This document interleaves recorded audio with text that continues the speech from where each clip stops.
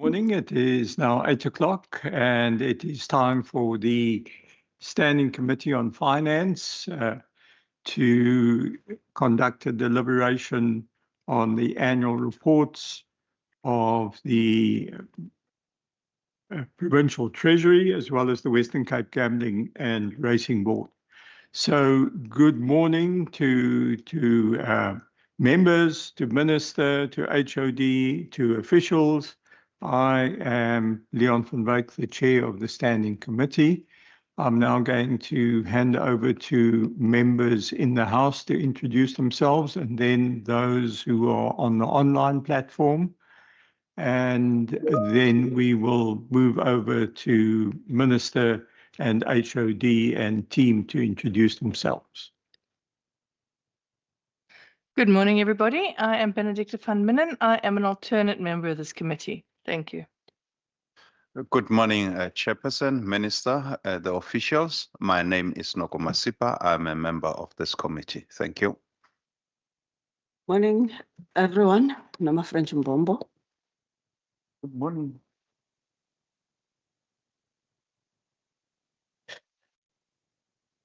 Good morning, Chair. Khalil Barankais, member of this committee. Thank you.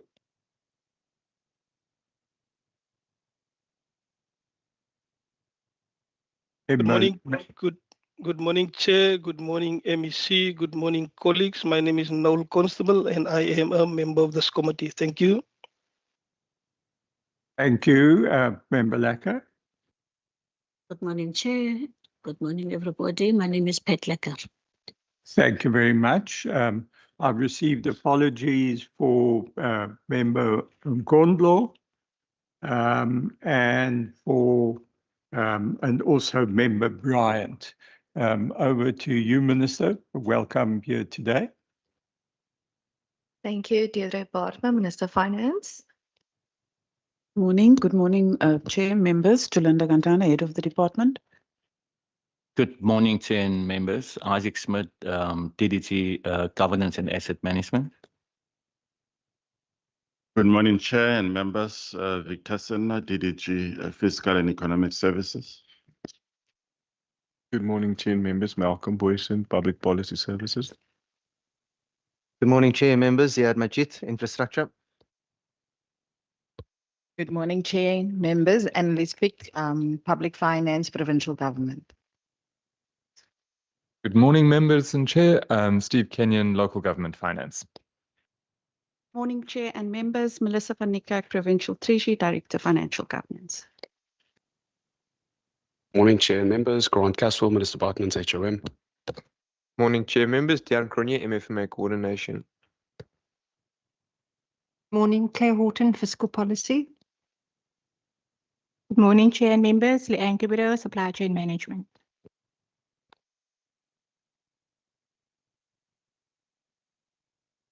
Good morning, Chair and members. Harim van Jere, Head of the Budget Office. Good morning, Chair and members. Brandon Diamond, Strategic Operational and Management Support. Good morning, Chairperson. Nadia Ibrahim, Acting Head Asset Management. Good morning, all. Tasneem Daniels, Financial Management. Good morning, colleagues. Faisa Ali, Director, Local Government Accounting. Morning, Chair and members. Ilham Jerams, PT. Good morning, Michelle Nicholas, Provincial Government Finance. Morning, Chair and members. Paul Pinar, Business Information and Data Management.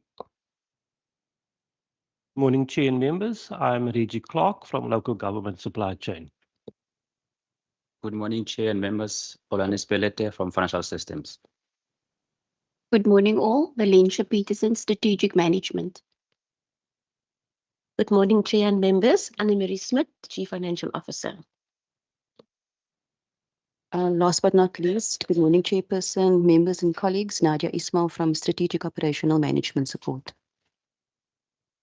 Thank you. Thank you very much. I think having done those introductions, we can then start moving into the business of the day. And we will deal with Provincial Treasury first of all, and then we'll move on to the Western Cape Gambling and Racing Board thereafter. And I think we just to inform everybody, this is a public hearing, and we will deal with any members of the public after we've been through the main part of the exercise from the committee's perspective. I'm going to hand over to Minister and or HOD to give any introductory remarks before we move into the deliberations proper. Thank you. Thank you so much, Chairperson. I'm really excited to be here today for the finalization of the annual report sessions for the 2024-25 financial year for Vote 3. We've achieved a lot in the 2024-25 financial year, and even subsequently, I think we've only built on that foundation.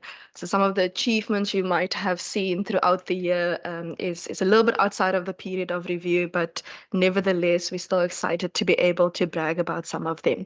But for the period under review, for purposes of today, we really was able to focus on long-term financial sustainability.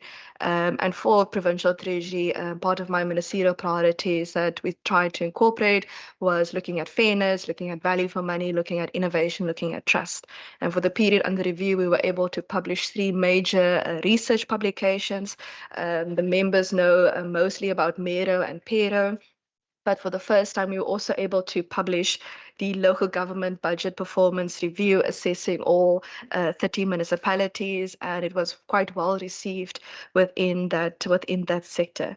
We were able to use data-driven tools in order to assist with our fiscal futures, and that particular fiscal futures even assisted us with being able to lobby National Treasury regarding updates to the provincial equitable share and being able to really fight for a fairer allocation for provinces nationally.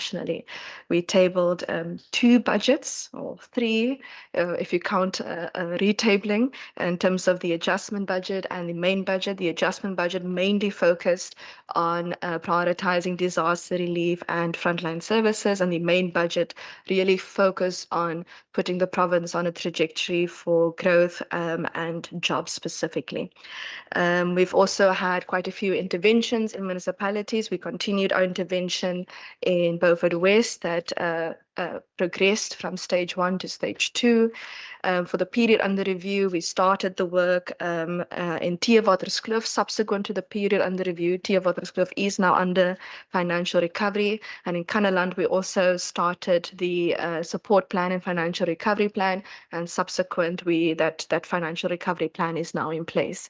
We are excited and proud of the fact that this will be our 12th clean audit.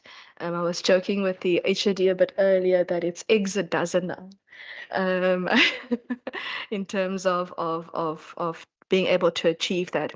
But also in terms of achievements include, for example, the Treasury assisting departments with securing infrastructure funding from national government, where we work with departments in order to make sure that their T's are crossed and I's are dotted for the infrastructure funding from national in terms of BFI applications. Chair, I'm going to hand over to HOD. But I'm sure there will be lots of questions regarding the aspects that the committee is interested in, and I look forward to expanding on that even further. But just to say thank you to the team. It's been a tough budget year, given all the changes of the national budget process.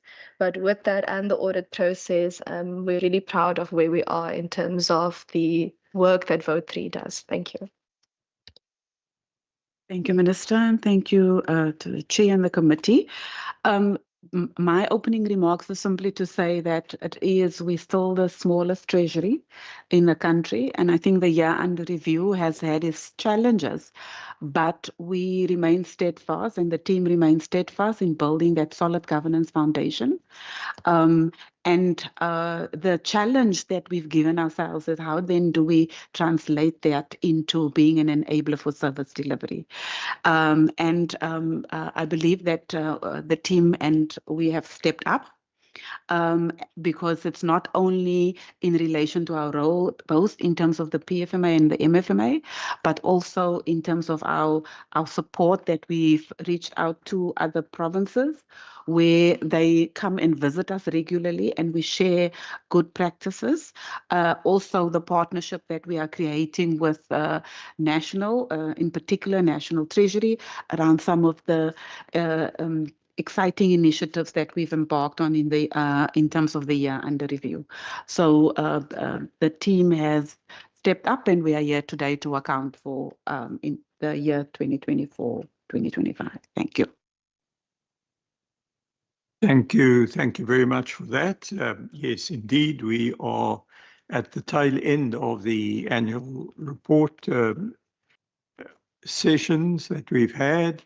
And I think, we're all looking forward to this last day. I'm going to move straight into part A, which is from pages 3 to 27, and then invite questions from members that can then be directed to the PT team. So I'm looking across at everyone here to see who can lead the questions.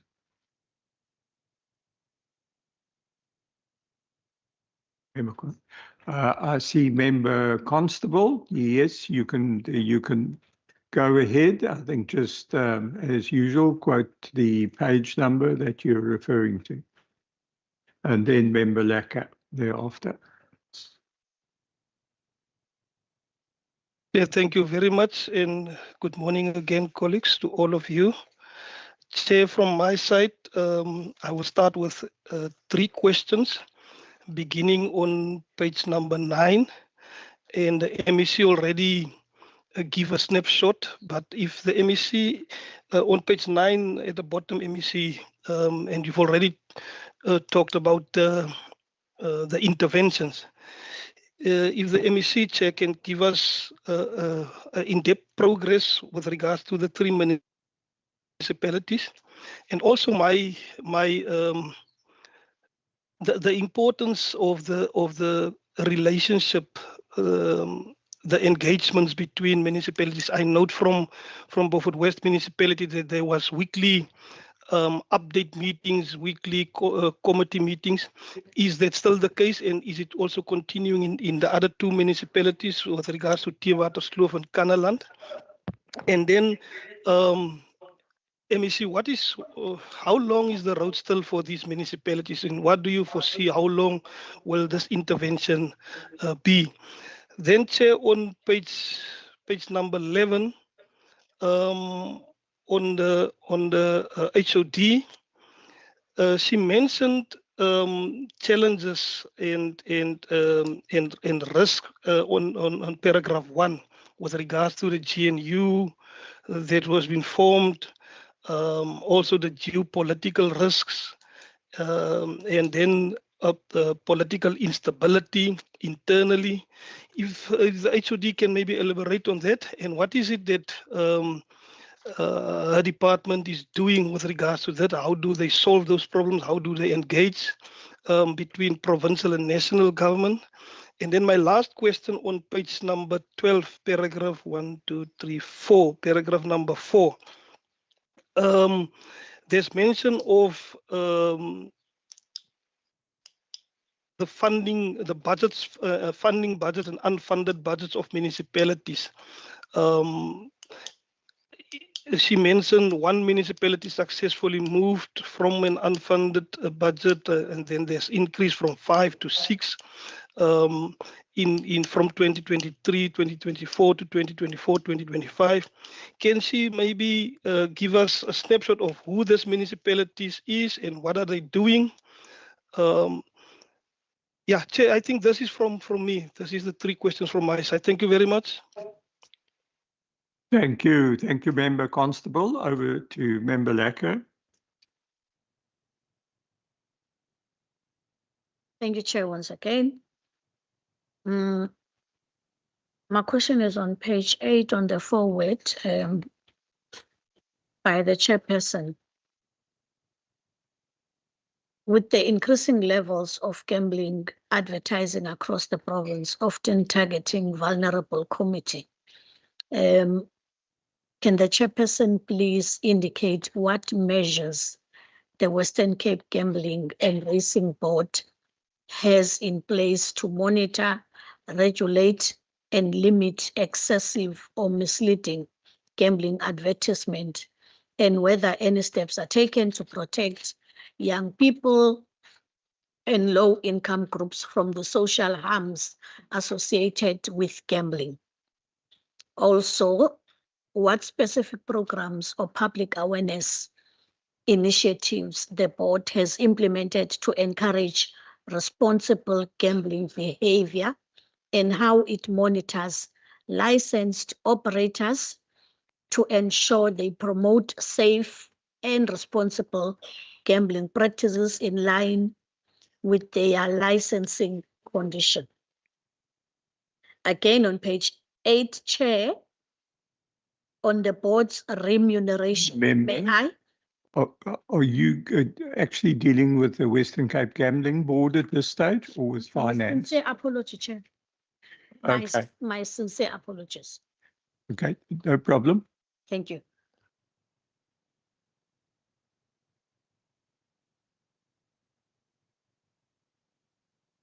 Page 9 on the forward by the minister. And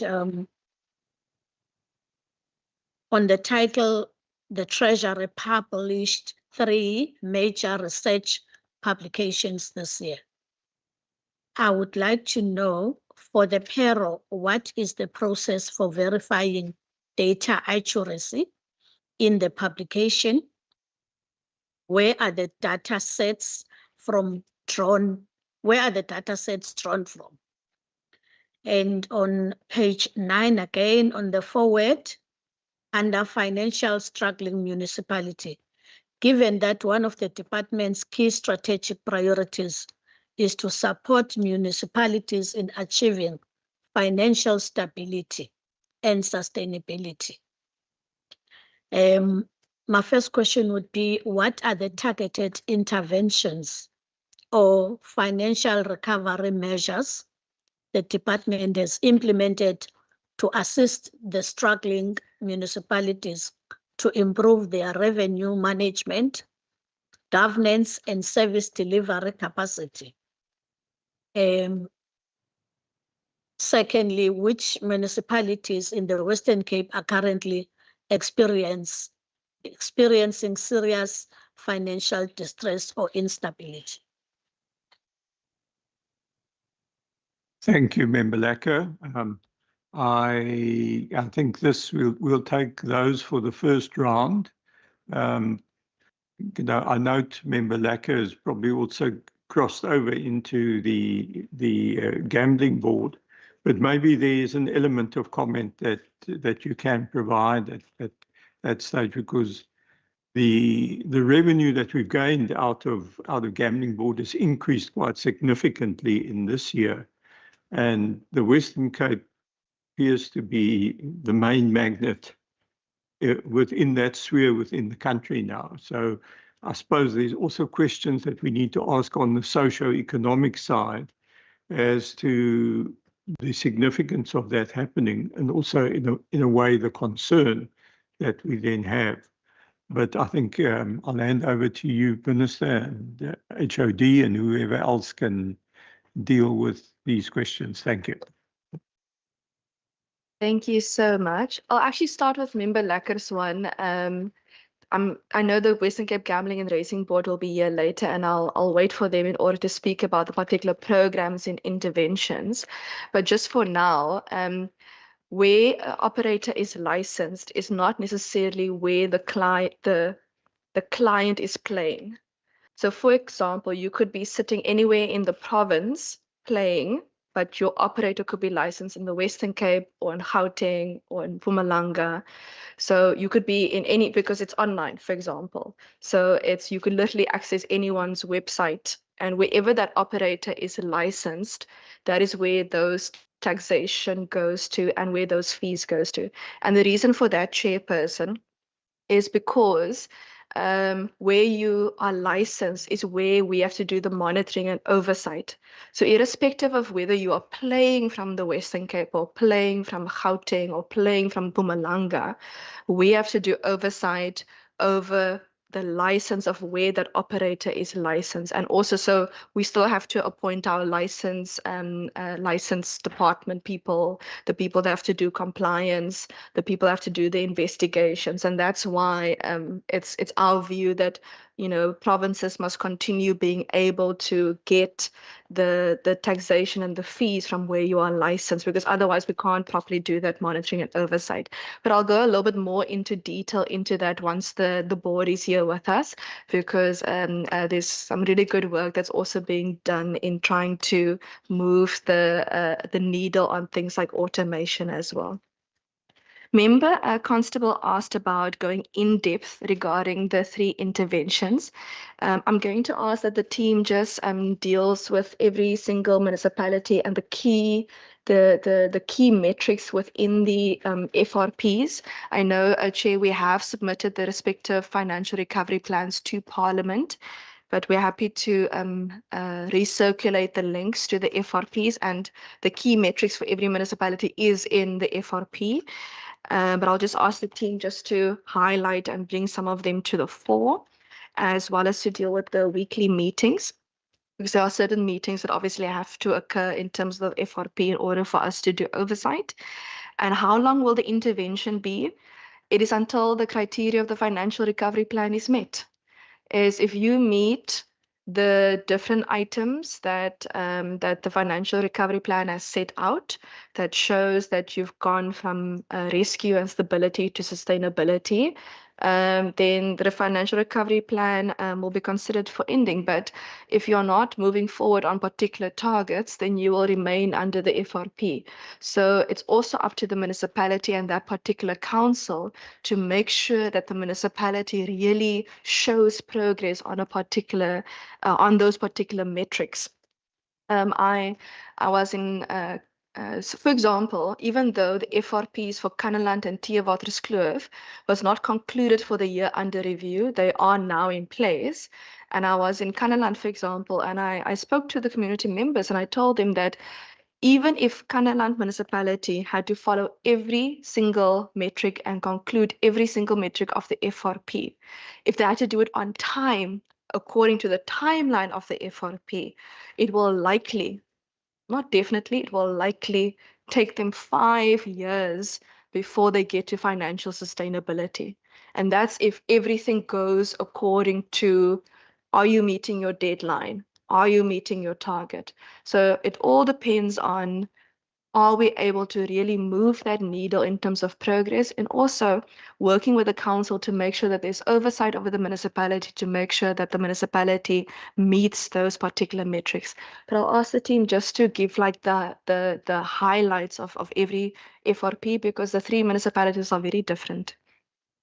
And then the question was asked to HOD regarding unfunded to funded. So in terms of municipalities, the team will also assist with those.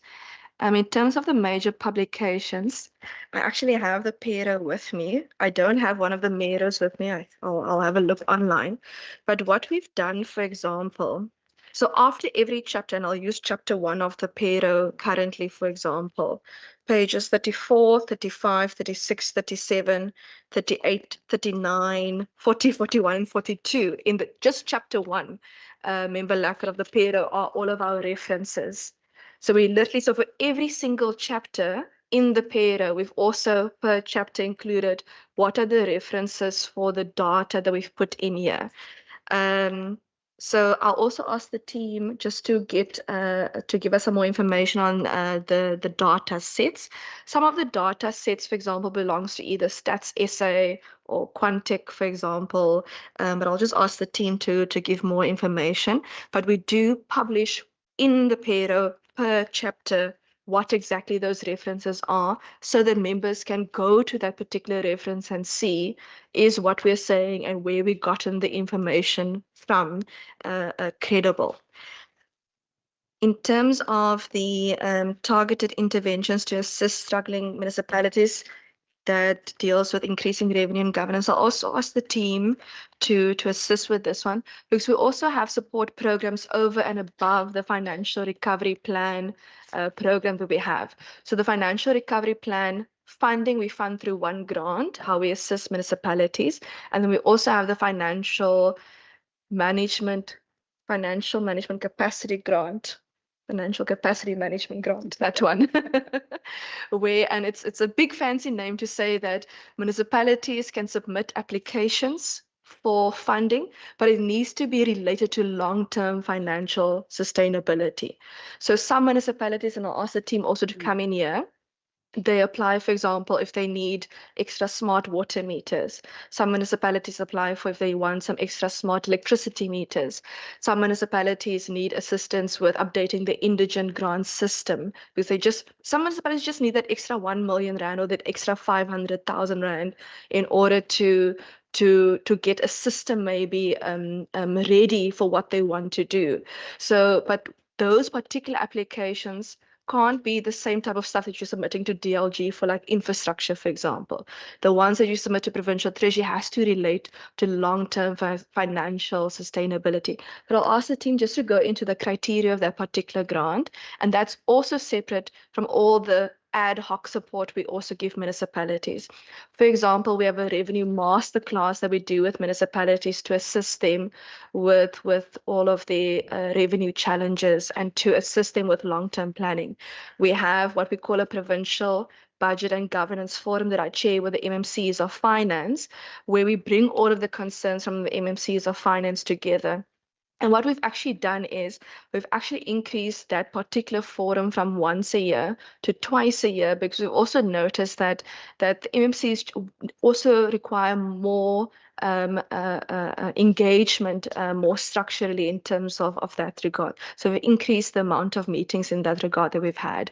That is all. We also have the provincial chair premiers coordinating forum that premier chairs with the mayors, where those particular concerns from municipalities also come from. We have an MM forum in our government. We have a CFO forum.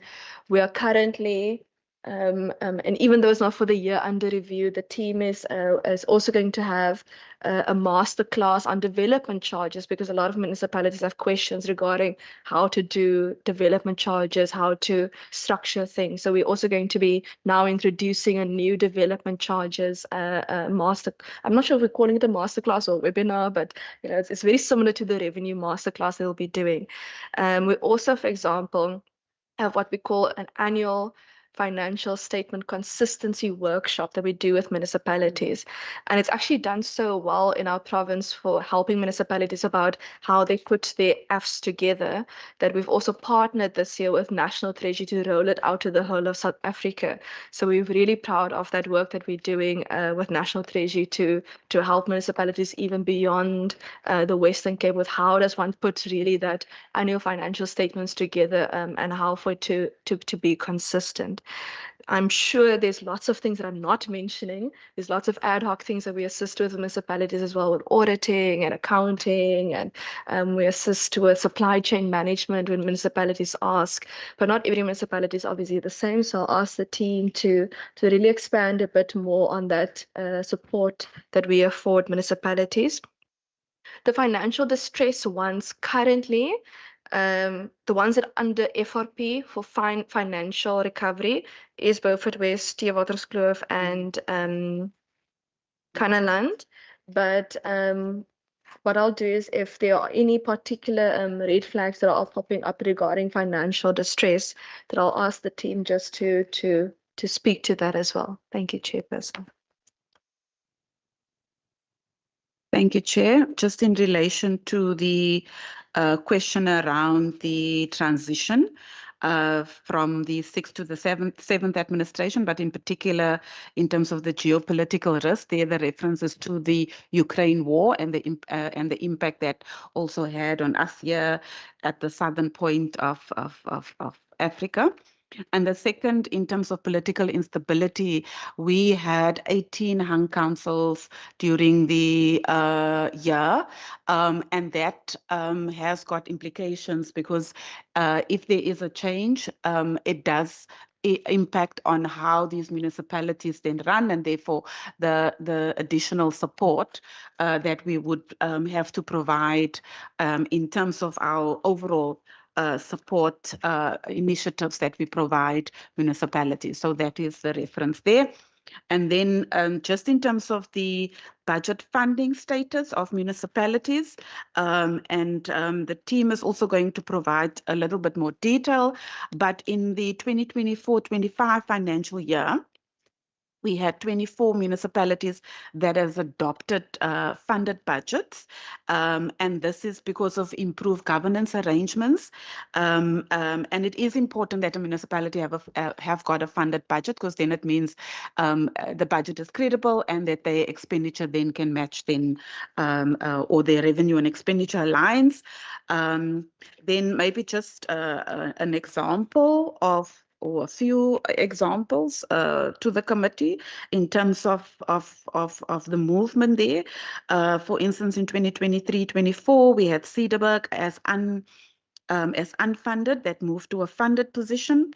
We had Swellendam, that in the table budget in 2024-25, they were not funded, but with the support, they moved into an adopted budget that is funded.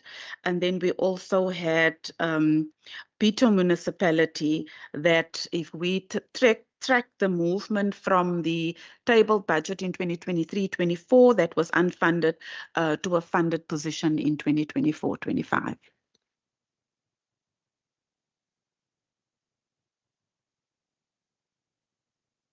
Thanks very much. Chair, was there just checking? Was there support initiative that, especially in relation to the accounting officers? Okay. So if Minister is reminding me now, the PT support programs, there's quite a number in terms of budget revenue and expenditure, and the support that we provide in terms of moving or assisting municipalities to adopt funded budgets.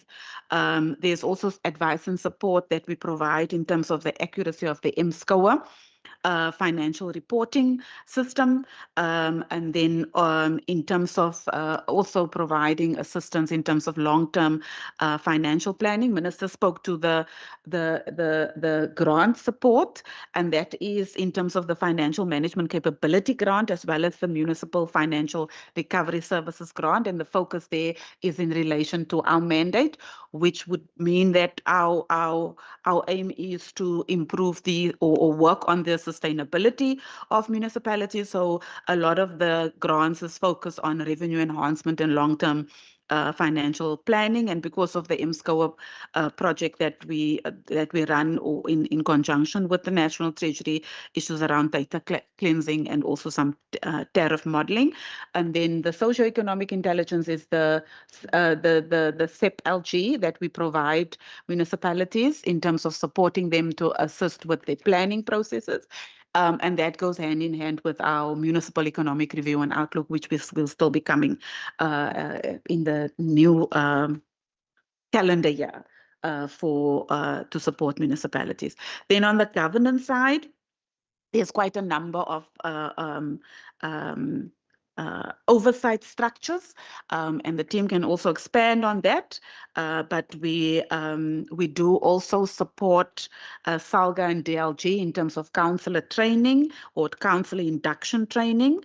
And then in terms of our various forums, there's the CFO forum as well as the MAF forum that we run with municipalities.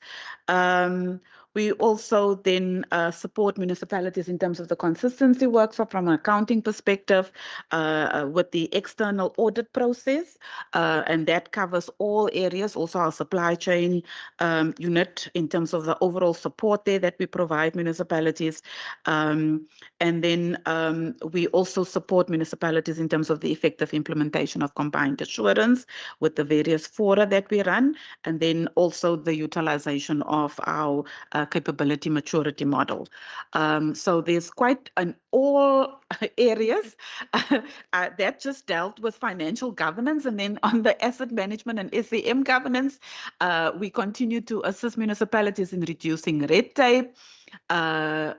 We provided guidance in terms of preferential procurement regulations 2022, ongoing basis, as well as support municipalities in asset management, governance, and capacity building.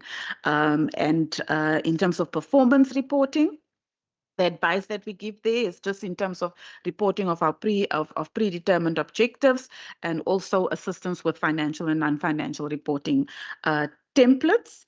And then we also support with the National Treasury in terms of the municipal financial improvement program that we work with the National Treasury in terms of getting the necessary support, especially for municipalities that is under intervention.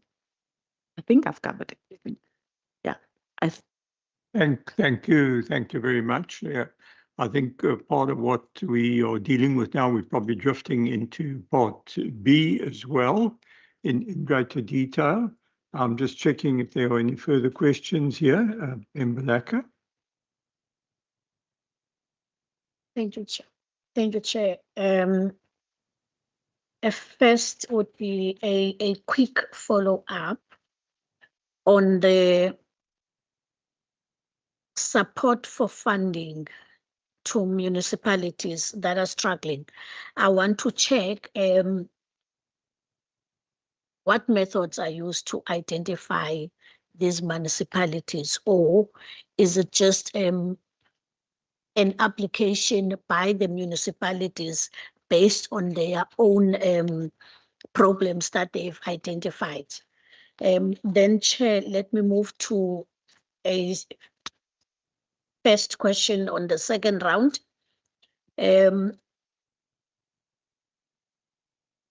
On page 10, the Provincial Treasury has lobbied National Treasury for updates on the province's equitable share formula. That's the reference point. And I want to check, Chairperson, because having set in all the SCOPA programs for all these departments, I have noticed that there has been an element of underspending through various departments. So I want to check, because in my view, I think it could be that there's no capacity in the departments, hence there's underspending.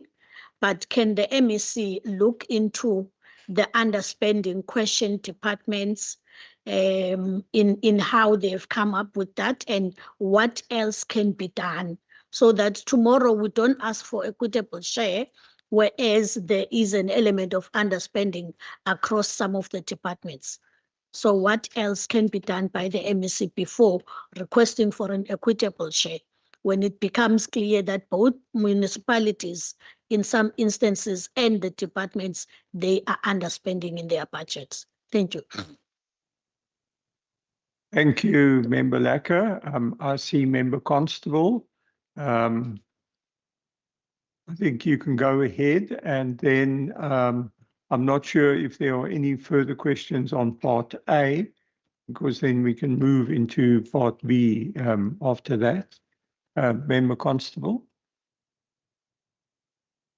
Thank you, Chair, and thanks for the MEC and HOD for answering that questions. Chair, can I ask a question on part A and maybe one on part B? Will that be all right?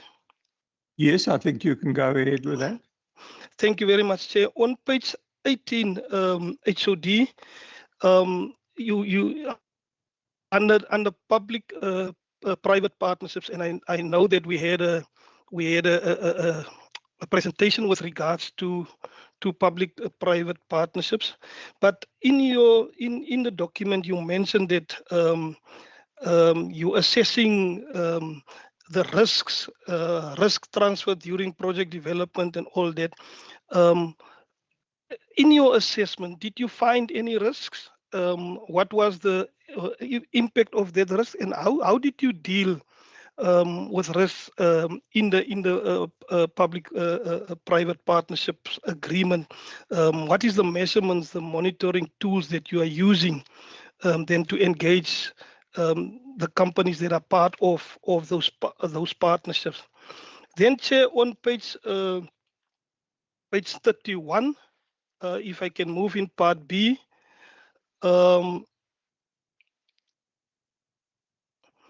I know we're going to deal with part D also, but you mentioned that there's a continuous to address the challenges posed by elevated vacancies. Can you elaborate on that, and how do we deal, because there's a lot of vacancies within the department? How do you deal with it, and what is the program going forward in addressing that? And that is across all departments, but specifically in the Treasury Department. How do you then retain capable people and the necessary skills within your department, and making sure that people don't move to some or somewhere else with regards to the vacancies? Thanks, Chair. Let me then stop there. I will come back to some other questions. Thank you, Member Constable. Yes, I think this whole aspect of vacancies and the replacement thereof also contributes to the elements of underspending that do take place. And if I can perhaps just add on to the triple P aspect that Member Constable referred to, page 18, page 19, there are a number of interesting projects there that you have been involved in. Maybe it's perhaps just useful to explain the role that finance plays in, because it ranges from Cape Nature through to desalination, through to the Tygerberg Hospital, that the role that PT has in those discussions, negotiations, etc. Thank you so much. I'll ask the team just to give this support for funding criteria specifically, but the municipality must still apply. So municipalities get an opportunity to apply, and based on the application, it gets assessed for the grant. But I'll just ask the team to just indicate support, the criteria, and how many municipalities that we currently have on that grant. Then on PAYS data updates. So that lobbying was regarding the updates. That was the data specific updates. We're still lobbying for the review of the PAYS. But for example, previously the 2024 population data was updated. They call it the mid-year population estimates. So there was a lot of data specific updates where Stats SA publishes new updated data on things. We're still continuing to lobby for the review of the overall calculation, because the Western Cape, Gauteng now as well, KwaZulu-Natal especially as well, we've been arguing a lot that the funding must follow the feet, because a lot of people are migrating between provinces. So what we need to look at is we want a higher weighting of the population data, but we also want a higher weighting of the economic data specifically. But I'll ask the team just to also, then on the underspending, I'll ask the team to come in there. I think the departments that had big underspending was relating to the disaster management. The grant that came 2 days, it came in 2 working days before like the end of the financial year, if I remember correctly.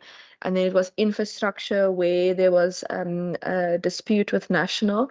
And then there was another one, I think. But I'll ask the team just to give the specific information on underspending on COE for this department. So we have had, because you've mentioned vacancies in the department as well, Member Constable and Member Van Wyk. On the vacancies, some of these vacancies have since been filled, but what we do is we have to, for these vacancies, we have to budget for the full 12 months of the vacancy. So if you, for example, appoint the person in April, May, let's say May, but the financial year started in April, we will still have a saving on that 1 month of April then at the end. And then what we require of departments is, okay, if you have a saving on those vacancies, we have to then go back to the budget process with the Treasury to say, okay, do we want to motivate for using that small saving for something else, or is the Treasury going to require us to give it back, for example? But I'll ask that the team just update on which vacancies have been filled. For example, like just off the back, I mean, on page 26, I mean, the DDG for GAMS used to be acting, but Isaac has been appointed and is DDG for GAMS. DDG for Fiscal and Economic Services for the year under review, it was acting, but Victor has been appointed. So there has been progress. I'm happy to have been able to get some extra appointments through cabinet even yesterday as well. But I'll just ask the team just to update us on where we are now based on the vacancies and so on, but also just to speak a bit on capability, capacity and well-being, because the question was asked regarding also in terms of retention. Across all departments, Member Constable, CSC in the Department of the Premier is essentially like the hub of appointments through for the whole of government that doesn't specifically sit in Provincial Treasury. So perhaps the CSC board.p committee might be able to assist with if you need more information on whole of government instead of just vote 3. Triple P's I'll ask the team to assist with, but I just want to speak a little bit on alternative and blended financing, because Triple P is a finance instrument within alternative and blended financing. So it really is up to a department to put together their proposals for infrastructure, their plans, being able to work on those infrastructure projects and to make those particular applications. The same way, so part of being an enabling and reliable partner in the Provincial Treasury is we publish the alternative and blended financing framework, for example, but it's up to departments to access the tools as part of the alternative and blended financing framework. Similar to Triple P's, we can assist a department with assessing an application to see whether it's financially on a technical level, if it makes sense, if there's any risk, to monitor, to do oversight over it, but it's up to a department to do the work on the ground regarding that particular project. I'm just going to ask the team just to give us some more information on the Triple P assessments. But especially going forward with alternative and blended financing, we can put the make the mechanisms available to departments, but it's still the department's responsibility to say, okay, we want to do X. We need help and support with Y. We need the Provincial Treasury to assess application Z. And I look forward to seeing what type of applications will be coming forward from departments going forward in the future. Thank you, Chair.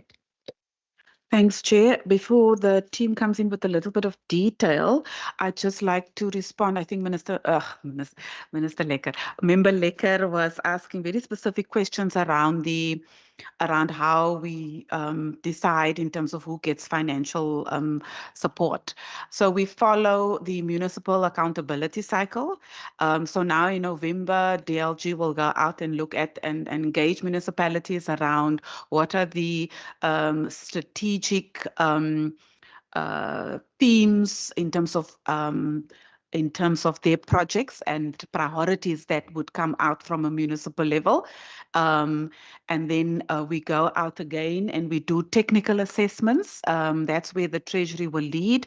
And then we do our LGM text. also. But how that links up then with the provincial accountability cycle is when a minister would table the budget, we would gather the intelligence from the municipalities, really see where there's pressures and what are those issues, and whether it's any financial related issues that we can then potentially support municipalities. And then we will then in the Gazette at that time make the funding available.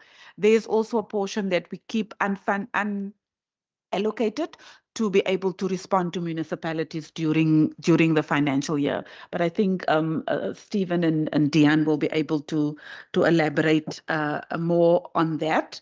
And then just in terms of the vacancy rate, before Nadia comes in perhaps with a little bit more detail, I think across departments, the implementation of the DPSA circular number 20 of 2024. I think in terms of what it requires of us to do prior to us being able to fill a position also had an impact on the pace within which we could. So there's some governance structures that we had to ensure that we put in place in the department, and then the application also then had to be approved outside of the department before we could proceed with the actual advertisement and ultimately funding of a position. And I think we just also need to keep in mind the knock-on effect that had on our ability to spend, but it was our active vacancy rate, approved vacancy rate for the year under review was in excess of 28%, which is huge for the size of an organization like ours. Then I'm going to ask Annalise and Zia just to add on to the expenditure, but also on the PPP.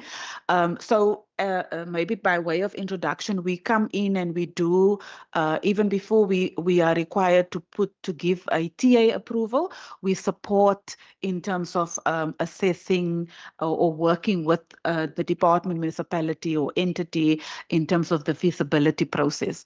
So the detail, I think Ziad would be able to also expand on that. And ultimately then there is, in terms of the regulations, a requirement that we would give approval at each stage of the project. So it then becomes important that we are quite active in the run-up to the approval of the PPP. After the PPP is up and running, it primarily our role changes, where we would monitor the expenditure, but the actual monitoring of the implementation of that project lies then with the department or the entity who has registered the project. So I'm going to first go, Stephen. What was the first in terms of the grants? Stephen and Deanne, and then Nadia, and then to Annalise and Zia. Thank you, Chair. Thank you, HOD member. In terms of your question relating to the grant, two primary grant instruments for Provincial Treasury, the Western Cape Financial Management Capability Grant and the Municipal Financial Recovery Services Grant. In terms of applications, yes, it's a combination of we request application-based process, but we also identify municipalities through our various in-year monitoring processes, Section 71, the monthly statements, 52, the quarterly statements. So we identify and then we encourage municipalities to apply. In terms of the actual allocation criteria, member, for the capability grant, five primary allocation criteria, the one being credibly to reduce the vulnerability of a municipality. The second one being to support long-term economic growth and development. Those are essentially the two pillars of our MFMA strategy. Then thirdly, it is to demonstrate replicability, meaning that it's a best practice ultimately that can serve and benefit more than one municipality. That is especially relevant to district municipalities. Then co-funding, we usually work with a guideline of more or less 20%, where municipality basically we ask them to put their own skin in the game. And then lastly, especially as it relates to the bursary program, which is a subcomponent instruments of our grant is to able to demonstrate internal capacity and skills. We work off a principle that ultimately this is a temporary support, and we would like to ensure that municipalities have their ability to do these functions themselves going forward. On the other grant instrument relating to the recovery services grant, that is associated with interventions, meaning that we support the outcomes of the basic allocation criteria would be that they credibly demonstrate that the grant supports the objectives of budget funding plans and financial recovery plans. Thank you, Member. Thank you, Chairperson. I'll go up next and just respond and comment on the vacancy, the elevated vacancy rate. So it's a good observation on your part, and it is a concern for the department. This is primarily a symptom of the structured financing because, like our HOD indicated, 28% of the approved posts are unfunded. And then this leads to the headcount reduction. But going forward, our strategy in order for us to address this does include strategic prioritization of critical posts. And this is where our COE committee comes in, where we adjudicate the posts for the criticality, as well as increased planning of training to retain our capable staff. Particularly the age gap between 25 and 36, which we found to be most mobile and being poached. The department does employ a bursary program, external bursary program, and two of which, so it's external one and as well as the SA bursary program. This is just to facilitate career progression in these critical fields. We are also in the process of developing an alternative non-remunerative awards policy just to boost the morale of the staff in the absence of us being able to give them performance rewards. I will touch on the three pillars of our COE management, and this is based on capacity, capability, and well-being. So from a capacity point of view, we do have a workforce plan for 5 years, and this is where we include things such as retirement, risk planning, something that we're needing to deal with at this moment in time. We have, again, like I said, our developmental programs, the bursaries, which feed our talent pipeline. It also includes Chartered Accountants Academy, and all of this provides relief not only for us as a department, but for other provincial government departments as well as municipalities, and not to mention national departments. Some of our candidates have even gone to National Treasury. From a capability point of view, we have an ICT team that is working on digitizing opportunities, so seeing how it is that we can leverage AI to optimize the processes and to reduce administrative burden. And then last but not least, well-being, promoting that work-life rhythm so that we can enable our staff to get home for dinner. So there's a lot of policy reviews that's underway, as well as getting feedback from our staff through employee engagement surveys, of which we've just recently concluded one this week. Then a big focus on our employee health and wellness program, and responding to the needs of our staff from that point of view, and then also allowing our staff to take advantage of the flexible working arrangements policy to give that the balance. Thank you.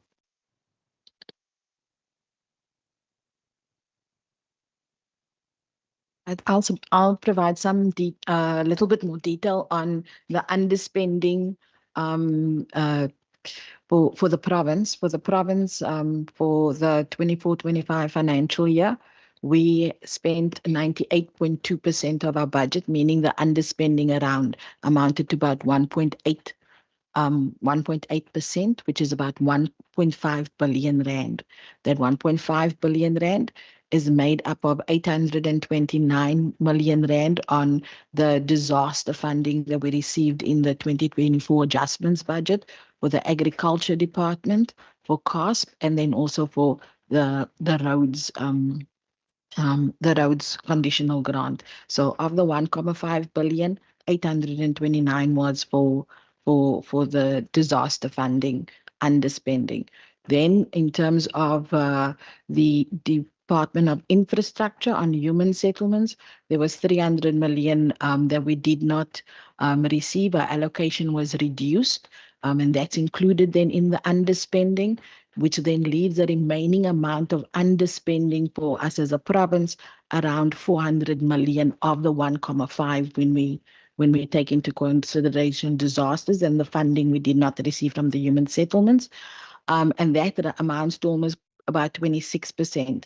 Some of that funding is on the COE across the board. What has impacted the provincial treasury on its COE spending has also impacted all the departments because that DPSA circular applied to all those departments. So that gives a bit more insight into the underspending that was mentioned. Just to elaborate on the two triple P inquiries, the first around risk identification and then the second around processes and oversight. So triple Ps have 6 phases and they typically pass through 4 control points, and the Provincial Treasury gives input at each of those 4 control points. And there's 3 metrics that we typically look for. Firstly, affordability, value for money, and then appropriate risk transfer. So the control points, firstly, it's a review of the feasibility study, then the procurement documentation, then the bids received, and finally the contract documentation. So for the period under review, there were 2 projects which were assessed. Firstly, the Ekerstad Parking Development Project, and Stellenbosch Municipality is the project sponsor. And then secondly, the Caledon Office Block, which the Department of Infrastructure was the sponsor. So just with regards to risk, on the first project, the parking project, there was a point made around the revenue share and that there must be some negotiations between the public and private partner. And then on the second project, there was a risk identified on the value for money. And on the back of that, this project has since been deregistered. As it progressed through the feasibility study, it was established that they won't actually realize value for money on this project. Thank you.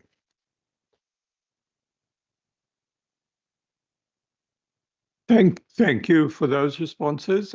Just looking to our members, I see Member Lacker.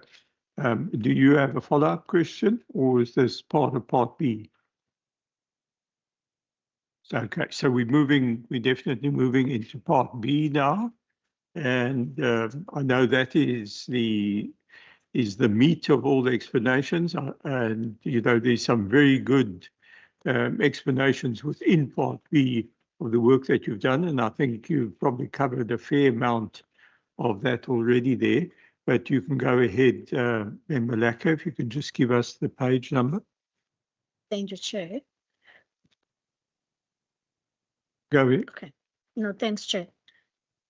Page 40 on Part B, Chair.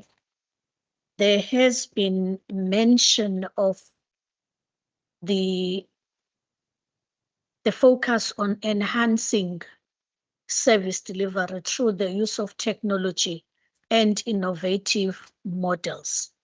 And my question there, Chair, would be, what are the specific technologies or innovations that have been implemented, and how have these improved efficiency and service delivery outcomes within the department or municipalities? Then page 42 on diversity and inclusion, Chair.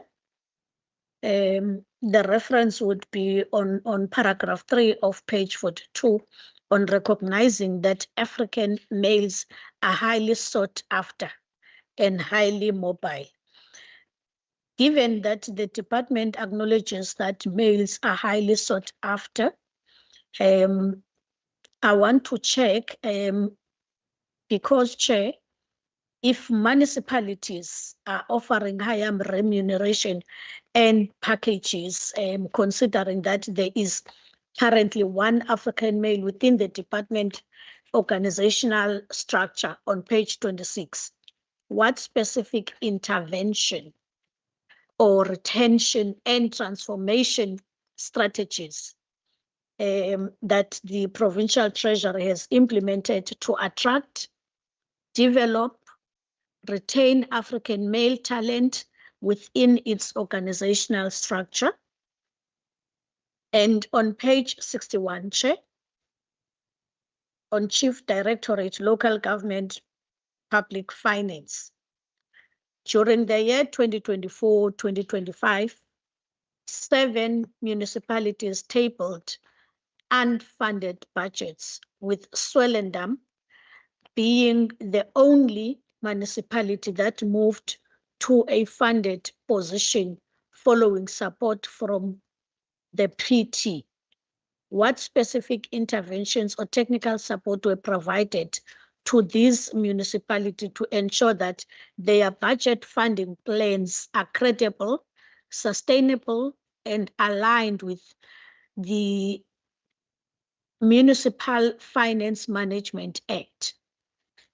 And I think even their chair, the department reports that significant support was provided to municipalities participating in the Municipal Debt Relief Program.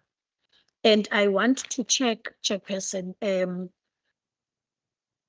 can the Treasury indicate which municipalities are participating in the total debt that is involved? And maybe also report on the tracking process, whether these other municipalities are still meeting their compliance conditions as set out in the MFMA. Can I ask the last question in part B so that I know I'm done? You can. Go ahead. Then lastly, Chair, on page 82, 5.2, on the transfer payments to all organizations. The second table, Swartland Municipality did not accept the Western Cape Financial Management Capability Grant allocation in terms of the external bursary program. Why did this municipality not accept the Western Cape Financial Management Capability Grant? Thank you. Thank you. Thank you very much. Member Mbombo, did you have questions? No, you didn't have. I see Member Constable. Chair, thank you. Chair, I was covered by Member Lekker on some of the questions, but I have only one follow-up in part B on page 32, because there was mentioned page 32, paragraph 1 and 2, with regards to the development and the initiatives, the strategic execution office. Paragraph 2 specifically talk about risk, and it reads as follows: a key risk to these developments is the potential reduction in ICT resources, which may lead to delays in both current deliverables and ongoing initiatives. Such constraints are likely to impact the timely development and implementation of financial applications across the province. Can the department please explain that to us? What kind of delays, what kind of constraints, and are there any programs in place to assist municipalities with regards to applications, and how do we deal with it? Thanks, Chair. That's my last one for part B. Thank you. Thank you. Thank you, Member Constable. Over to the team. Thank you so much. I'll actually end off with ICT because our team is very passionate about this section, and some of them don't always get a chance to go into detail on some of the items that we are working on. Just on the municipalities and ICT specifically, there are some municipalities that do apply to the provincial treasury in terms of assisting with systems. But they would have to say, we need help, we want to apply, go through the process and the criteria, because municipalities is also already a different sphere of government. So we can't just go in and do a system for a municipality on their behalf, because provincial government and municipalities are very different. But if they do need assistance with something, they can apply through, for example, the financial grants in order to be able to work on some of these systems. I just want to speak a little bit of IFMS, because one of the constraints within that is facing us is I have to remember the full name, Integrated Financial Management System. Yes. So nationally, there's a moratorium on the IFMS.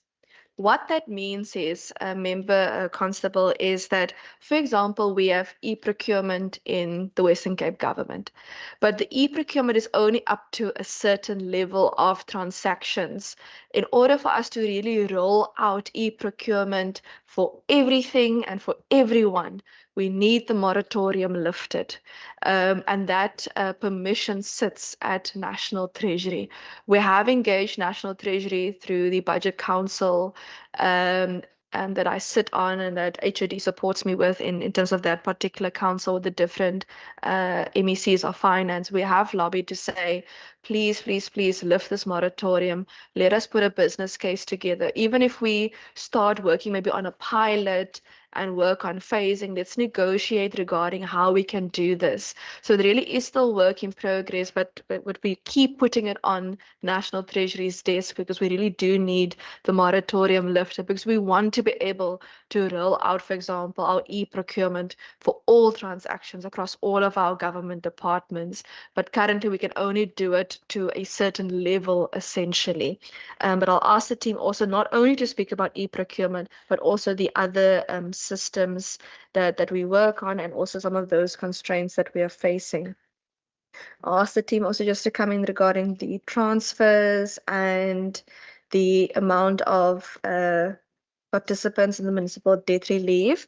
In terms of the funded budgets, there is good news in terms of more municipalities having moved to funded budgets.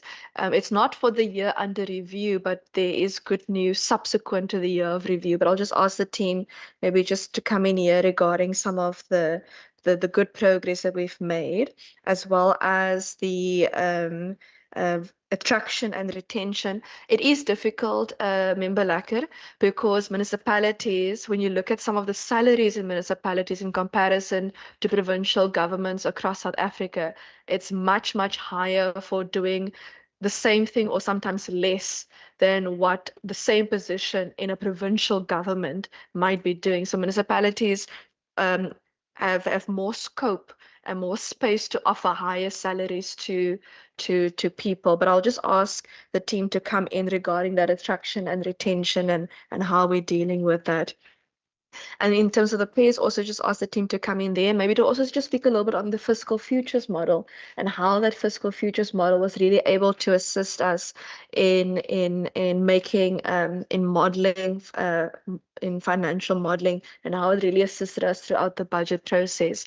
If I remember correctly, in the main budget, I actually announced in the speech how we were able to start modeling national economic growth.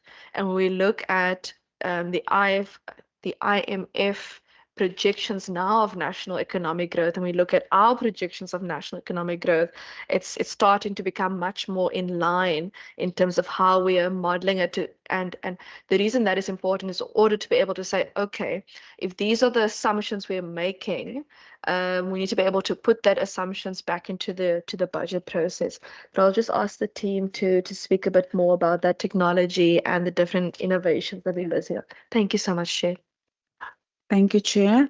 I'm going to start with the SEO, and maybe just to say that we don't necessarily have the structure, but we perform the functions, and the functions of it is more about trying to track the various projects that we run across the department. And I'm going to ask Nadia just to give the committee a little bit more detail on that. And then I think there's quite an exciting space for us in terms of innovation and tools. Nadia Ibrahim, as our chair of the ICT, there's quite some interesting things that we're busy with, and I think she can maybe also just reflect in terms of what we're doing in that space. Stephen and Diane, detail on the debt relief program, which municipalities, how are we tracking performance there? And then Melissa on the grant and the Swartland issue, please.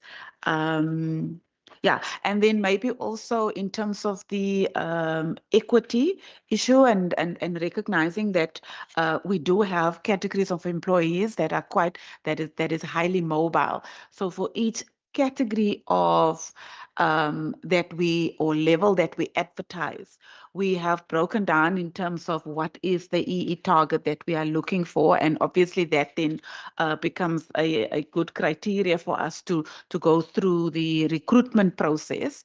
But also there's other factors that we also need to consider. So we are constantly, given the fact that we know we live with it, and it's the reality that we live with, and I think we have now, it's part of who we are. So we know that once we have put in and invested sufficiently in terms of the training, and that goes for most of our middle management, regardless of which category the employee is in, that the employees then become quite mobile and always looking for opportunities to obviously improve their earning capacity.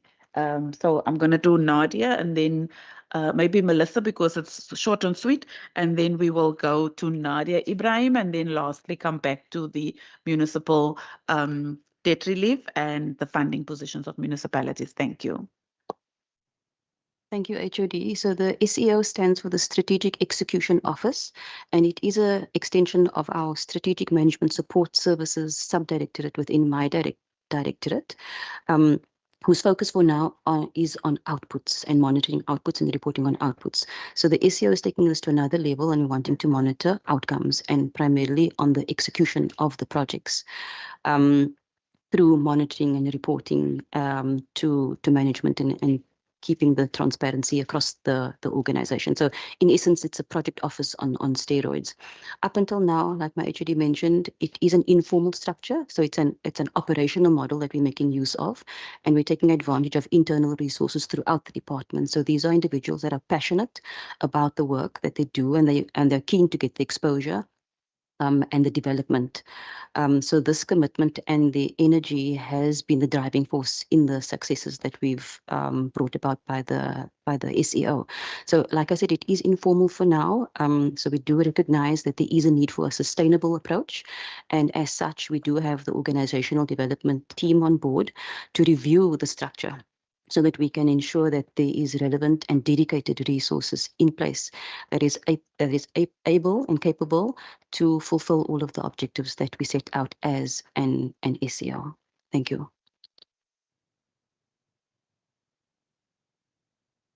Thank you, HOD. In response to the question regarding Swartland municipality not accepting the allocation with regards to the external bursary program, in terms of the external bursary program, we're currently going through a transition where it was a transversal initiative. All municipalities were allocated an amount in terms of enhancing or augmenting the external bursary program, and we're transitioning to a demand-based approach. So we have, and in terms of that demand-based approach, was because of the budget pressures about 3 years ago, and also the outcome of a grant review process.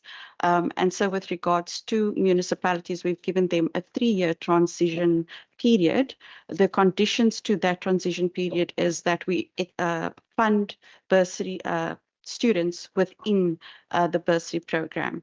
So with regards to Swartland municipality, our initial assessment was that they still would have existing students ending off the undergraduate degrees. However, they indicated to us that they did not require the funding as they did not have any existing students within that program. Thank you.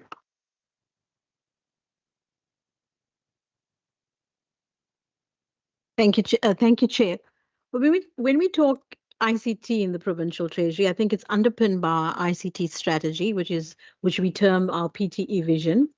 And that looks at how we will mobilize as a Treasury to improve our service obligations and our mandate, and using technology as an enabler. So it's underpinned by various things, and one of which would be we manage financial systems within the Treasury for the province, but we also have oversight over municipalities.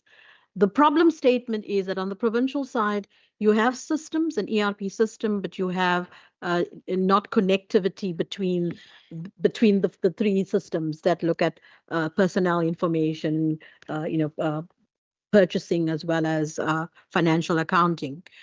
In the municipalities, there's a myriad of different financial statements. So for us to exercise that oversight, you need to bring that into a technology ICT space to be able to look at performance information differently. So the PTE vision is talking about those things, and you will see us talk about an e-finance strategy. To do this, the first initiative is on the provincial side is about our evergreening the legacy financial systems. And to do that, I think our minister spoke about the IFMS and the moratorium. But we need to move on as a government, as a province, and as a treasury. So hence we use data analytics capabilities, and this is underpinned by one of our key projects called the Data Warehouse and Data Hub project. Within this space, you bring in data from the different systems, and we used business intelligence toolkits and templates to deal with that. But the information is brought through into a single space where it's cleaned and managed, that everybody in the treasury then is able to use that one source of information as a single source of truth. We're looking at a similar thing with municipalities, and that is, we've gone on a journey both with the national space and within the PT as well, in looking at what we call the MSCOA project, in bringing financial information in one space. In the new financial year, there'll be more traction on that in how we look at data. It is a challenging one with municipalities because the systems are not within the treasury control. So it is about getting data from source, from 30 municipalities, from different systems for each financial area, and pulling that into the data warehouse. So it's at its inception stage. We are starting to look at the national MSCOA tool and how we bring that data in. There's strong liaison with the National Treasury, also in terms of data, as we look at budget information or accounting information, auditor downloads, information on the central supplier database, but also around MSCOA and the tools that's managed. I think some of the leverages where we've done well would be around the e-procurement system, which we've taken in-house. So the province, the first in the country, has our own e-procurement system that is totally owned and managed by the province. This means that in terms of looking at our own evidence bank that supports this, linkages with the central supply database, you find that we can reduce red tape in the process. We can optimize on a very manual quotation model. Something like 42,000 RFQs on an average go through the system to conclude procurement processes for procurement below 1 million rands across the province. So this is something that we want to mainstream with municipalities, and we're starting to have those discussions on how they could adopt a similar kind of model. There is also an initiative with the National Treasury on the CSD RFQ model for municipalities as well. So a number of exciting projects that are landing within the ICT space. When we speak on page 32 about resources and ICT capacity diminishing, it is about the constrained fiscus, because ICT initiatives cost. On the one hand, it's you need to limit what you can do with the current financial capability, but also leverage across departments and municipalities in terms of bringing that technical skill sets through.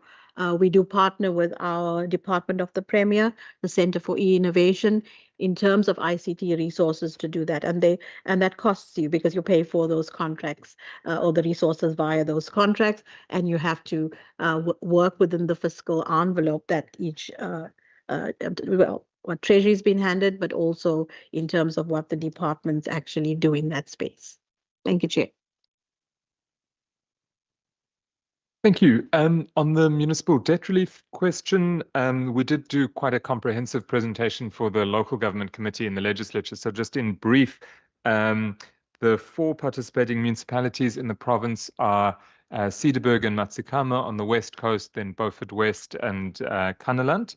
And all 4 performed very well in the first year of the debt relief program, which is the year under reporting in this annual report, and qualified for the write-off of the first third of their debts. And that totaled a write-off of 93.1 million rand that the province benefited from, that municipalities in the province, I should say, benefited from. We've just concluded the second year, so it's a 3-year program. And to answer your question about the reporting requirements, municipalities have to report monthly on compliance, and the Provincial Treasury is required to assess those monthly compliance. There are 41 conditions that we have to monitor on a monthly basis and report on to National Treasury. And so we've completed that for the first 2 years.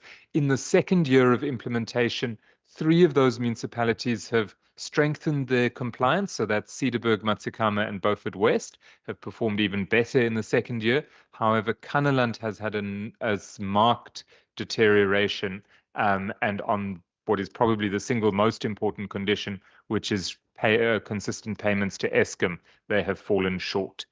So they are in trouble on that program. But as the Minister highlighted earlier, we have just started implementation of a financial recovery plan in Kannaland, and I think you can understand why that is so urgently needed from that. On the unfunded budget positions, I think it kind of links to the debt relief quite nicely in that the debt write-off is a significant part of the relief that enables some of those municipalities to move out of an unfunded position, because they then, the debt write-off, particularly for Cederberg and Matsikama, has allowed both of those municipalities now to move to a funded position because they don't have to pay back those significant debts to Eskom before they can get to a funded position. We have worked so in the period under review in this annual report, we have worked very closely with those municipalities with unfunded budgets, help them to prepare credible budget funding plans. So those are plans that say, in addition to what you have adopted in your table's budget, these are the additional things that you're going to do over and above that to improve your collection rate, to improve revenue, and to further cut expenditure beyond what's already in the budget, so to further contain costs. So there's kind of supercharged elements.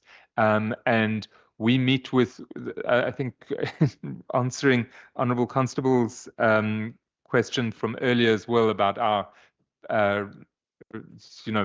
pattern of engagements with these municipalities. We try to customize our engagements to the rhythm of each municipality. So sometimes it's every second week, sometimes it's once a month.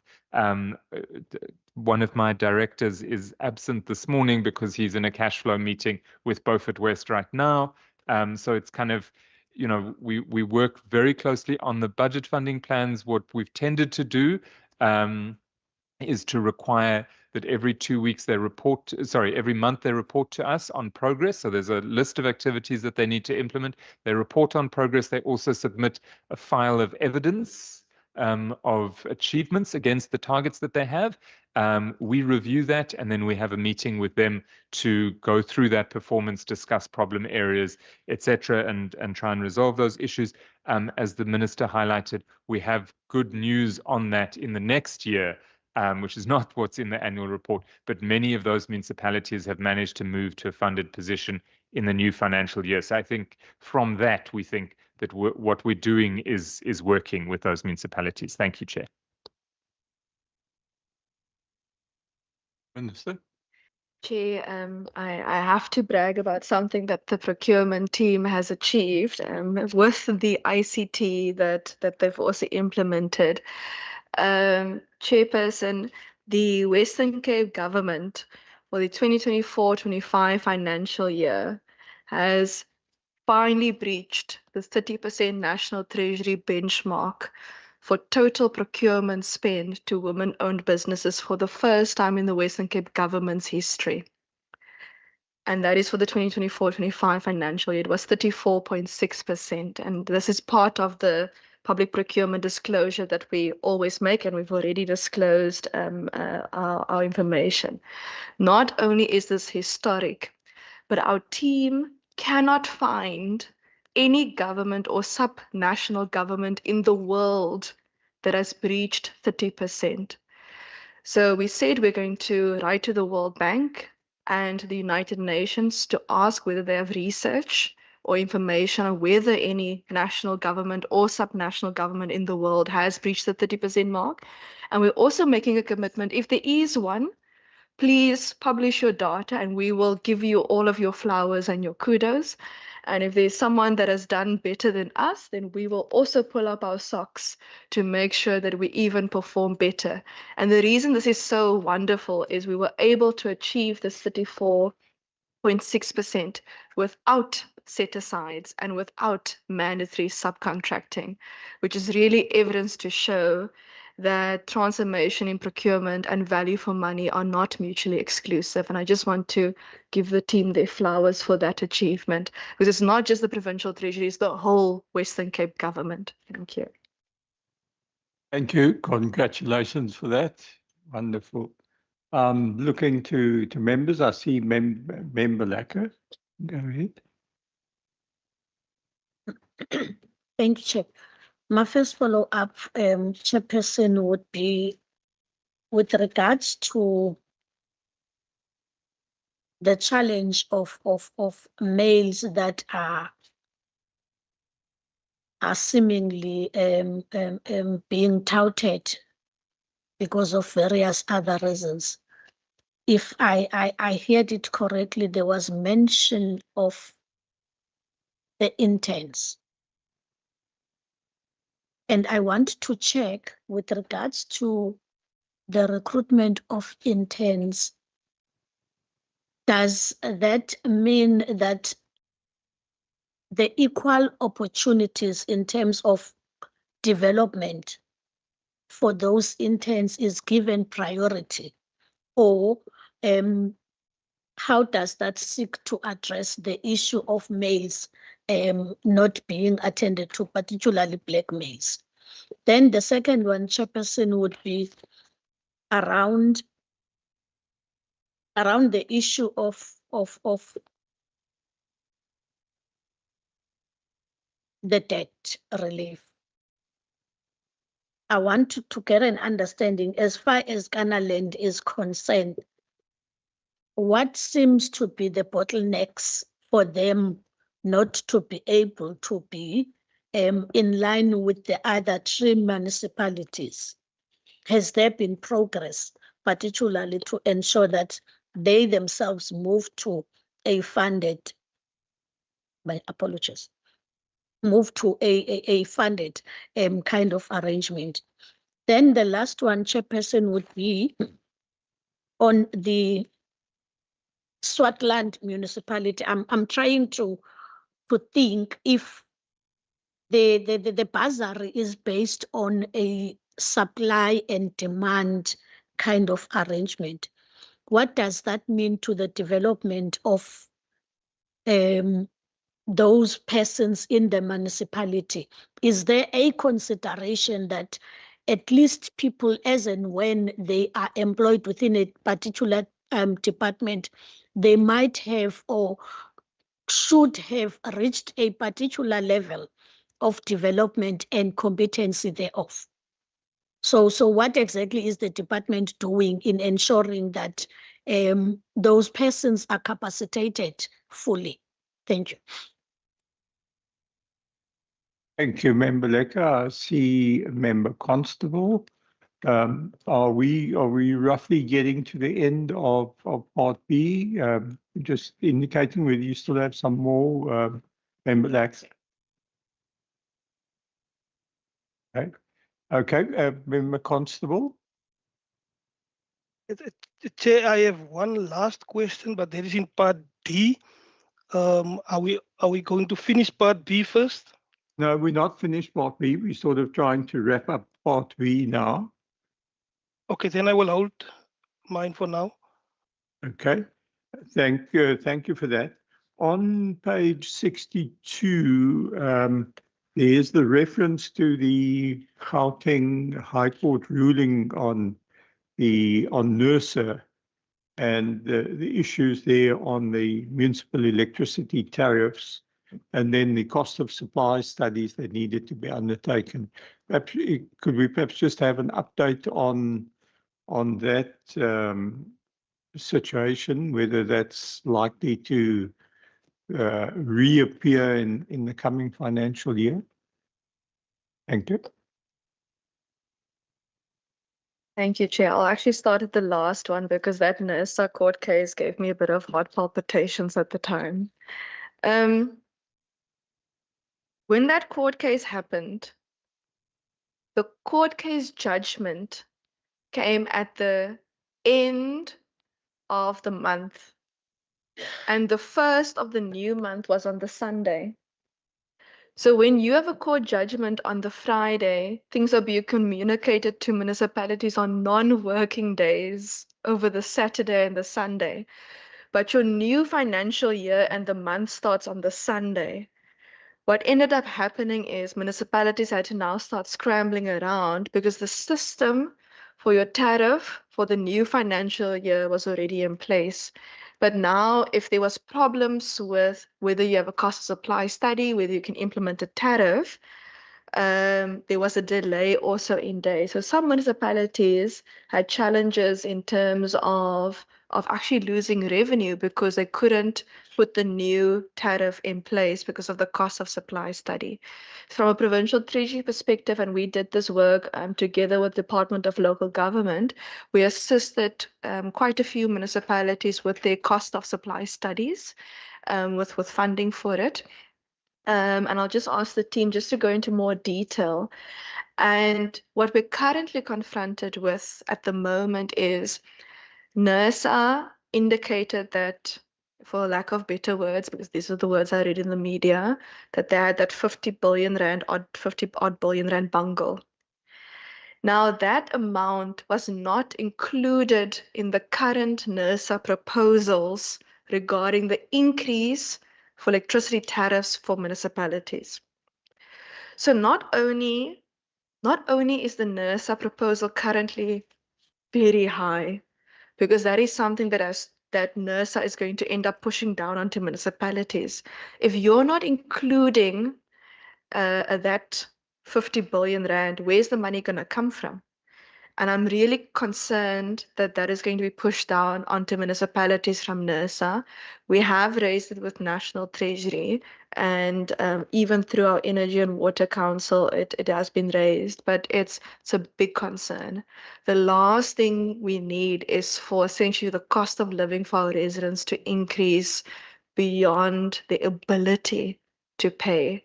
Because whether we like it or not, you have to take into consideration that ability to pay, because otherwise residents are going to be pushed into poverty even further.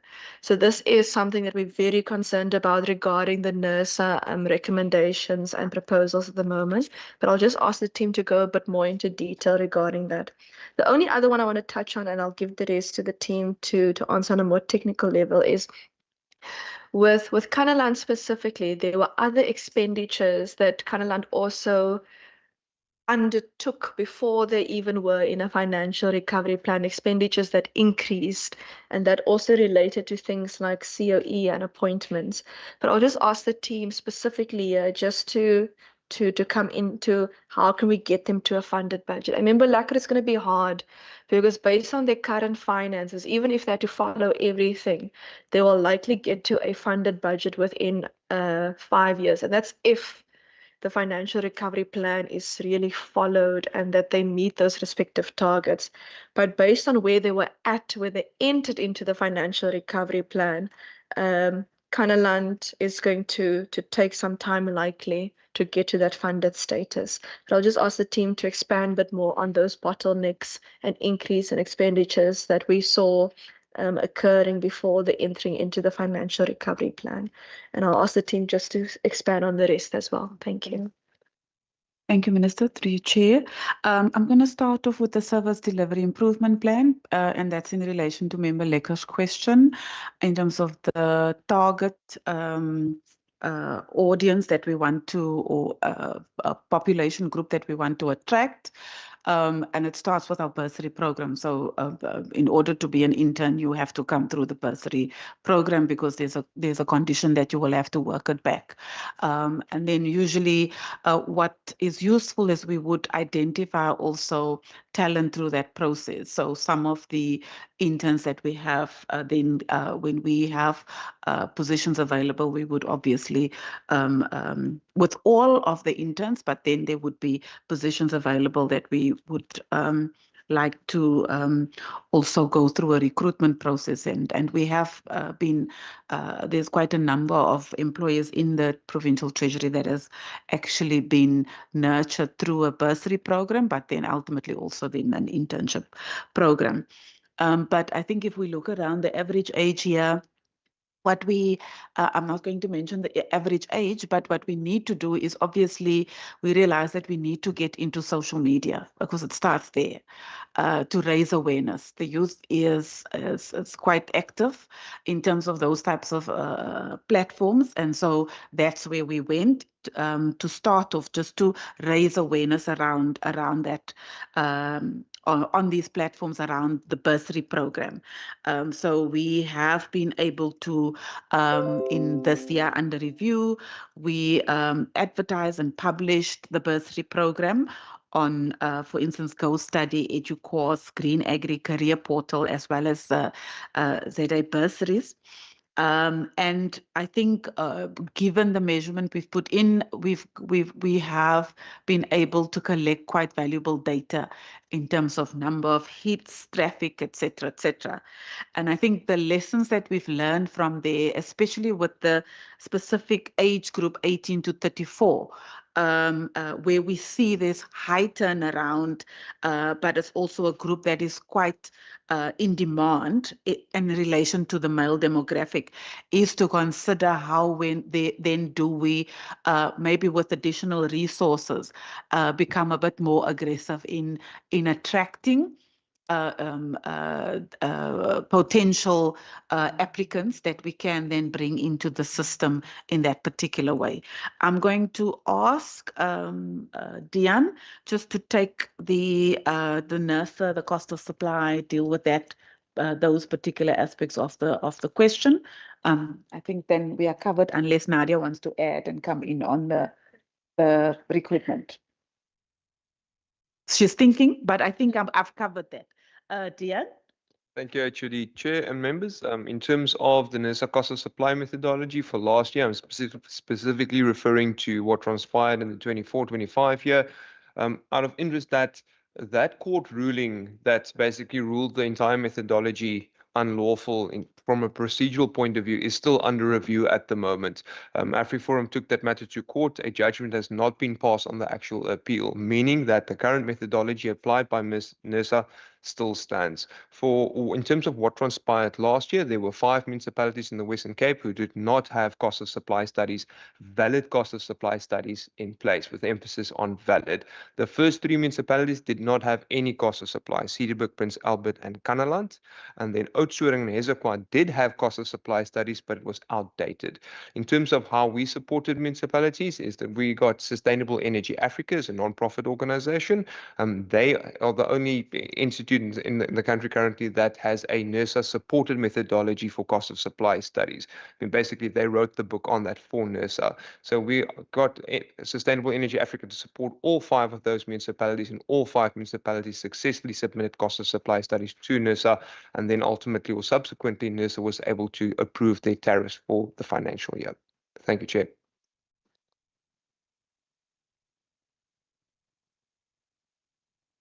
Allow me just to add on from what my HUD mentioned, is that even before our African male interns are appointed, we do use weighted criteria to give these designated groups, and it's not just African males, it's all the designated groups to support our EE targets for the department. So all PDIs, including people with disabilities. So that is the advantage and the edge that they have before they enter the system.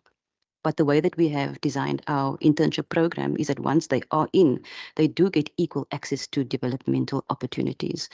The commitment for us is to use the internship program as a powerful tool. It is a very powerful tool for us to feed our talent pipeline and also to target our priority groups. Last but not least, I want to add that it's not as if we do not appoint African males. We do. In fact, we have recently appointed an African male to the top 3 executive of the Provincial Treasury, as well as one recently, as of yesterday, into the senior management service cadre. Thank you. Very much. I see Member Lacko. Are you thinking of T at this stage, or are we still on B, or can we move to D? Thank you, Chair. Just a quick one before we move to D. Maybe we must go for T before. I just want to check, Chairperson, because yesterday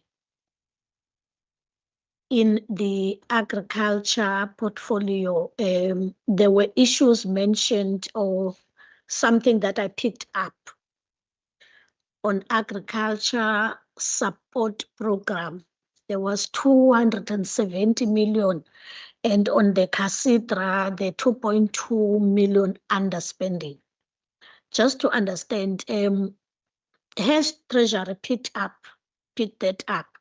Because I managed to see it when I was going through it, even though I could not raise it. But I think this is a better platform to ask that particular question.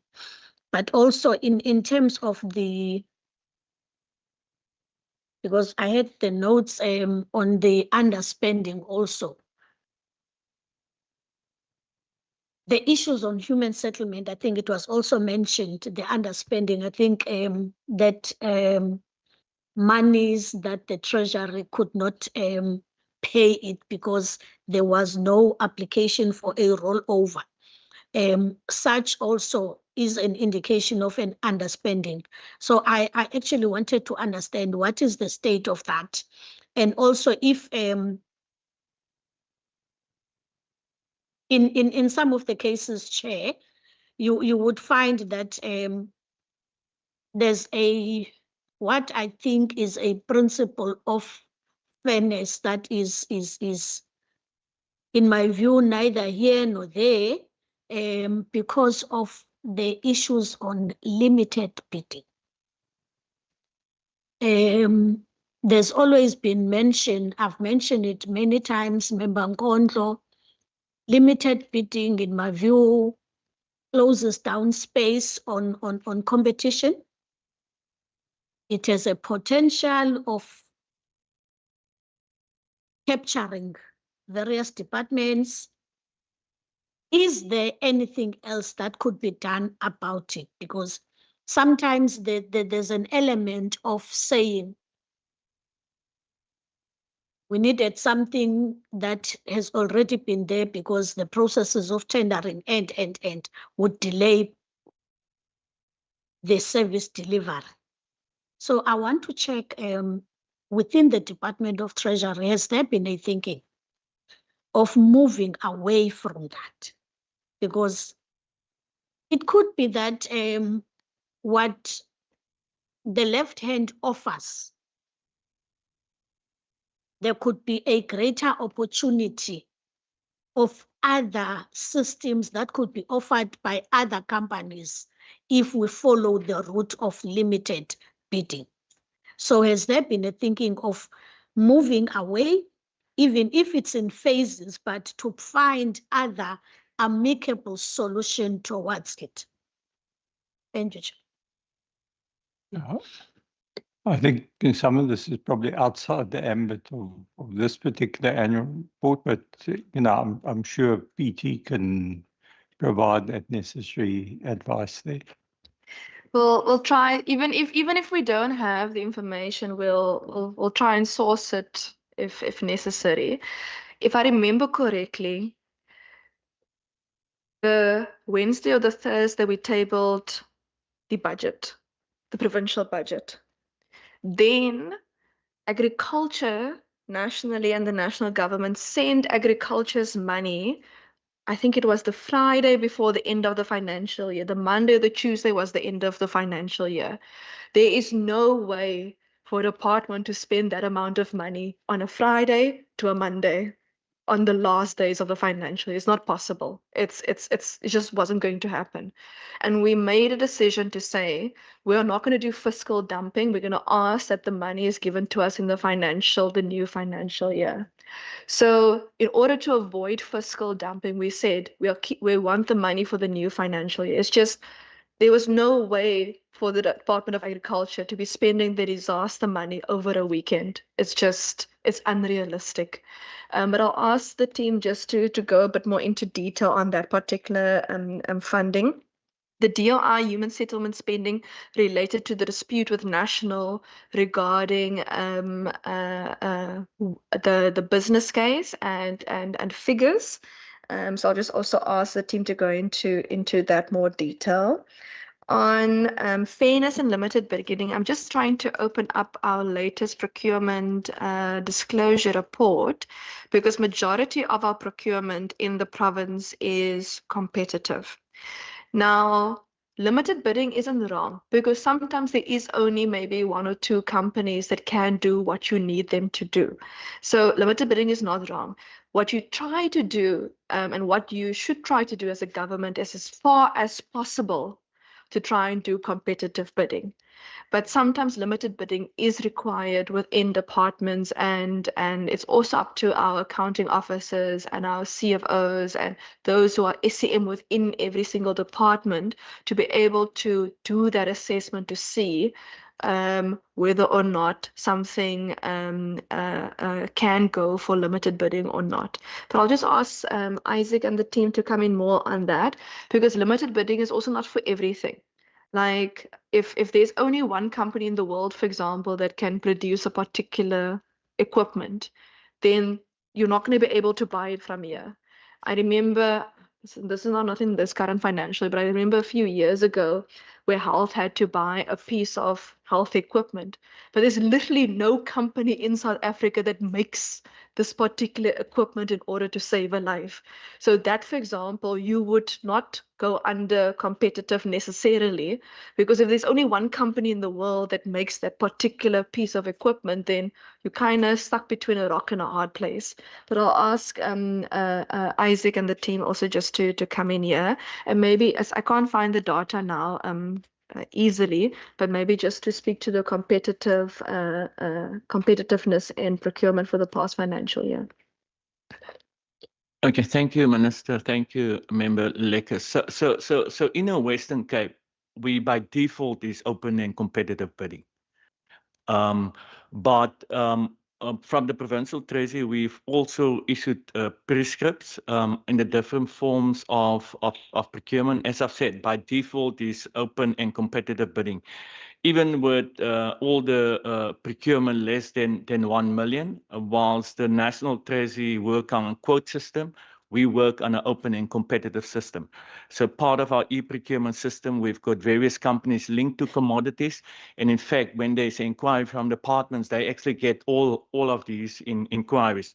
So sometimes you can find hundreds of responses, even for procurement less than 1 million, which is regarded as a quotation system. So that is one method of procurement. As I said, the open and competitive bidding is by default.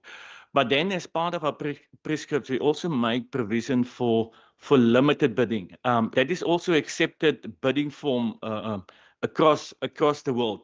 However, there are certain conditions attached to that limited bidding. You need to motivate why you go for limited bidding.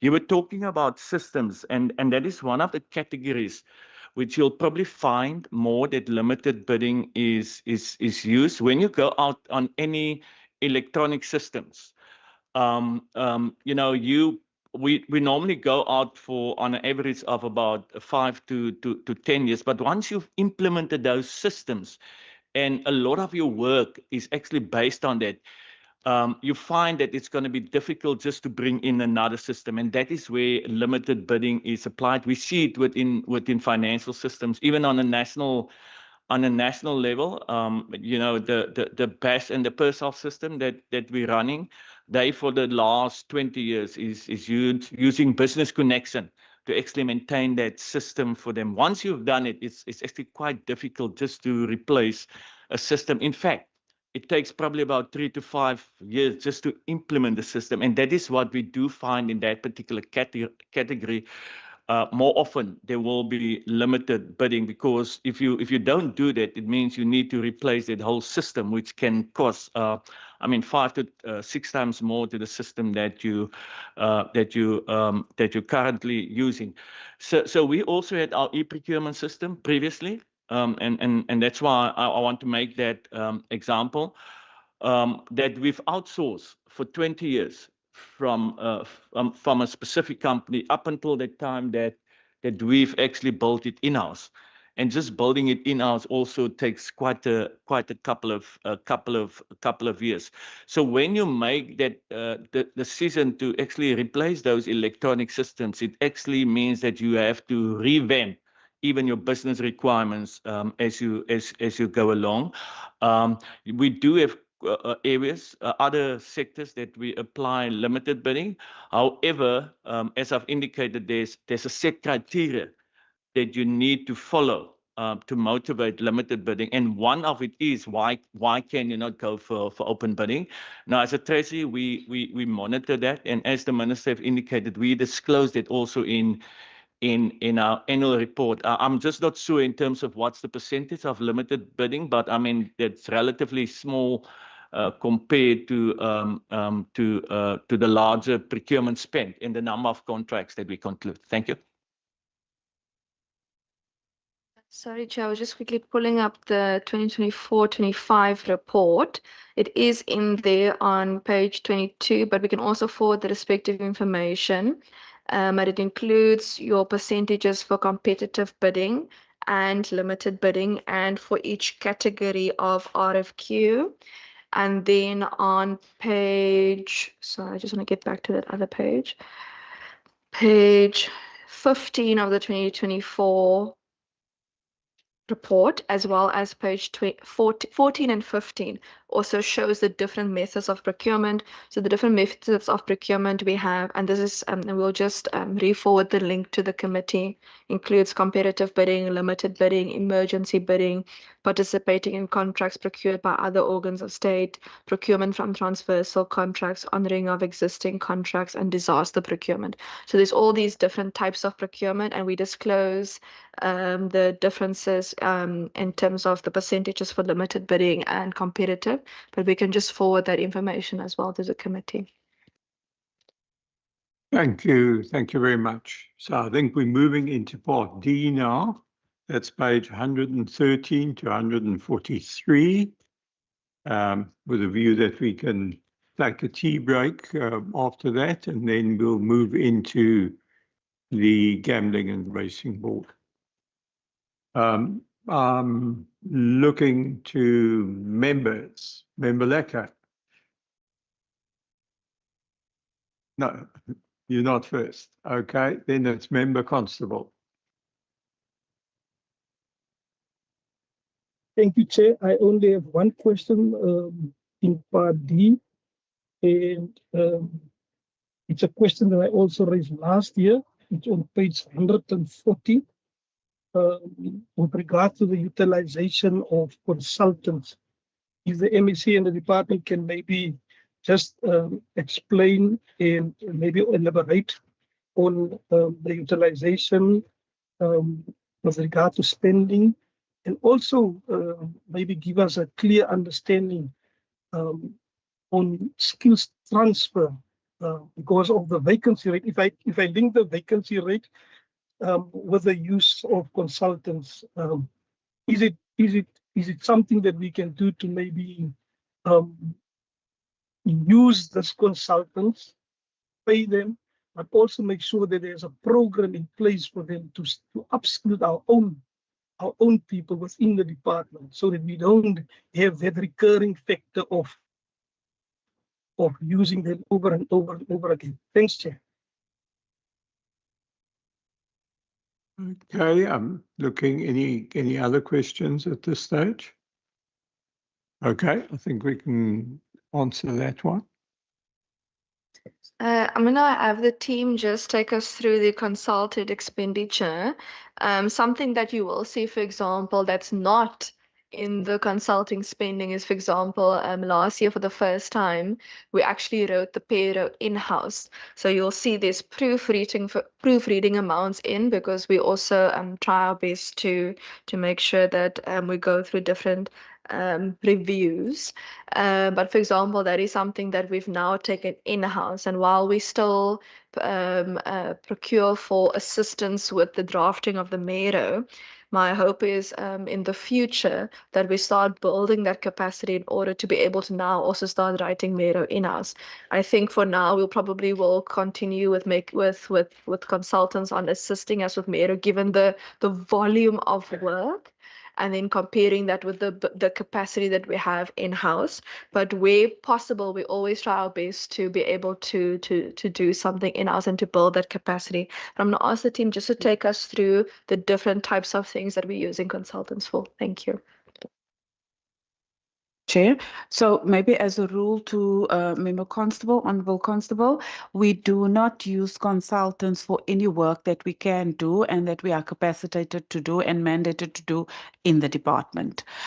So I'm not going to go through the entire list because I think members can go through it. So there are obviously areas that we don't, as a treasury, have that type of capacity because it's not part of our day-to-day work, but we would have to access some of those services from time to time. And that would be anything as it relates to translation. We have also indicated that in terms of our ICT, Nadia responded. So in terms of our ICT and our collaboration with CEI on it, we would make use of business analysts and consultants in that space, which is not necessarily something that we would in the norm recruit within the provincial treasury. And we do have a number of projects that we run within PT, and therefore very specifically the appointment of consultants as it relates to that. And where we do, for instance, where we made use of consultants in terms of the expenditure review, it was with GTEC simultaneously, although we're mentioning 8 here and maybe one specific project, there's quite a number of work in terms of expenditure reviews that we've also done internally, more than what we have actually outsourced. So that in the norm, I think, is how we use consultants. And Isaac would like to just add to what I have indicated. Thanks, Isaac. Thank you, HOT. Member Constable, you will see if you look at the list of consultants, quite a number of those consultants is in program 3, and as the HOT have said, is particularly as far as the ICT space is concerned. As you're well aware that we've got the CEI within the Department of the Premier, which basically is overall responsible for oversight on ICT. They also then sorry. So we've got a memorandum of understanding with CI, and most of their assistance to us as a provincial treasury is through consultants that they've appointed on a transversal contract. So you will see that we refer to a MOU with CI. So when we perform services, it needs to be done via CI. So we make use of that particular contract. CI do not necessarily have permanent staff that perform all of these functions because it's in any case it's quite expensive.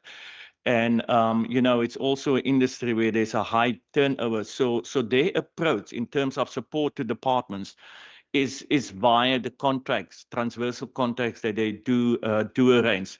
So as a provincial treasury, we need to make use of the services. Hence, you'll see it will then be reported as consultants from from our side, but that is mostly within the ICT environment.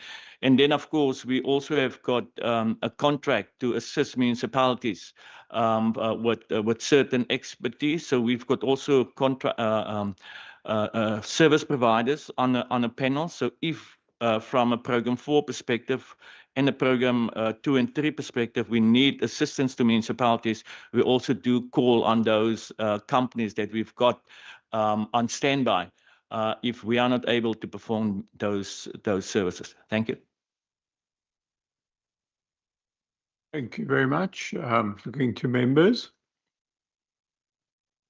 Everybody happy? No further questions under D. I think that brings us to the end of A, B, and D, which are the parts of the annual report that have been dealt with by the Standing Committee on Finance, with C, E, and F of the alphabet being dealt with by Public Accounts this afternoon. So I want to thank Provincial Treasury, thank you, Minister, thank you, HOD, and your team for being before the Standing Committee now this morning. And I would like to invite you to tea and refreshments down the passageway, and then we can resume with the Gambling and Racing Board thereafter. I think we can probably be back here by 10:30 today. Chair. Chair, I just want to check quickly if it's possible to excuse the Provincial Treasury officials who are not involved with the Western Cape Gambling and Racing Board matters. And Yes, no, that certainly we will certainly excuse you those officials with pleasure, and continue that session thereafter.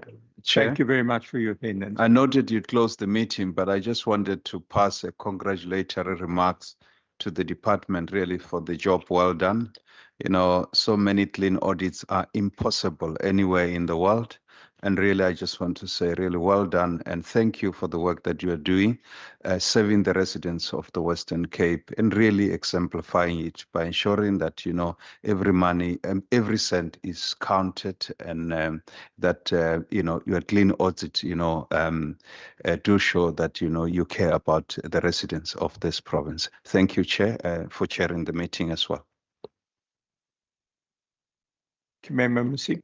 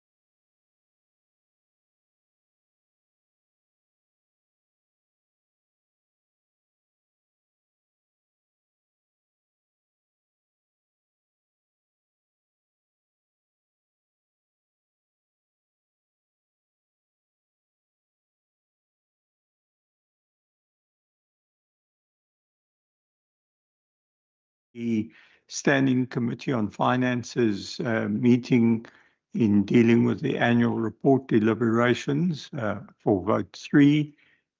We have dealt with Provincial Treasury, and we now move on to the Western Cape Gambling and Racing Board. My name is Leon van Wyk. I'm the chair of the Standing Committee, and I want to welcome all members, welcome the Minister, and welcome the board and officials from the Gambling and Racing Board. I'm going to give members an opportunity just to introduce themselves for the record, and then we will move over to Minister and the board. With me, I've got our procedural officer with us today. So I think procedural officer, if you just want to greet everyone as well. Good morning, Zaida Adams. Thank you very much. Over to members. Good morning, everybody. I'm Benedicta van Minnen, and I am an alternate on this. Thank you. Good morning, everybody. My name is Pat Lecker. I'm standing in for Member Nkondlo. Good morning, everybody. My name is Noko Masipa. I'm a member of this committee. Thank you. Morning, Norma French Mbombo. Thank you. Then going on to the virtual platform for members. Good morning, Chair. Good morning, colleagues. Noel Constable, member of this committee. Thank you.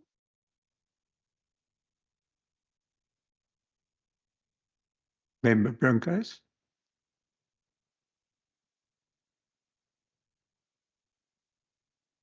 Okay. I think I'll hand over to Minister, and then we'll introduce the rest of the team as well. Thank you so much. Tidre Barba, Minister of Finance. Victor Senda, DDG Fiscal and Economic Services. Good morning, Claude Vassoudet, Chairperson, Western Cape Gambling and Racing Board.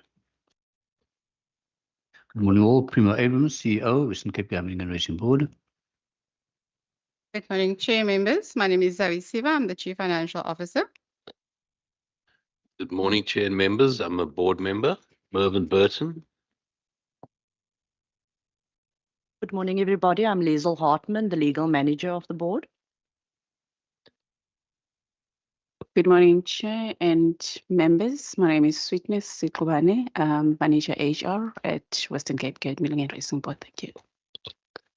Good morning, members. Ayanda Mvandaba, non-executive board member. Morning, Chair, honourable members. Chulanda Gantana, Head Official, Provincial Treasury. Good morning, Anne-Marie Smith, CFO for Vote 3, Provincial Treasury. Good morning, everyone. Asogan Chetty, board member.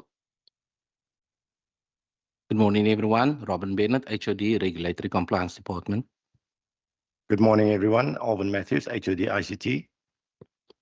Good morning, everyone. Mzagabao Solo, HOD Licensing. Good morning, everyone. Lizanne Venter, non-executive board member. Good morning, Claire Horton, Provincial Treasury Fiscal Policy. Good morning, Malcolm Boyson, Public Policy Services, Provincial Treasury. Thank you. Thank you very much for that. We can now move into the aspects of the Western Cape Gambling and Racing Board's annual report for 24-25. This is also a public hearing, so in the event of any members of the public being here, we will also then deal with any comments or questions that they may have at the end of the session with the committee. At the outset, I'm going to just hand over for introductory remarks, and thereafter we will then deal with Part A, Part B, and Part D of the annual report of the Standing Committee. And the Public Accounts Committee this afternoon will then deal with Part C, E, and F.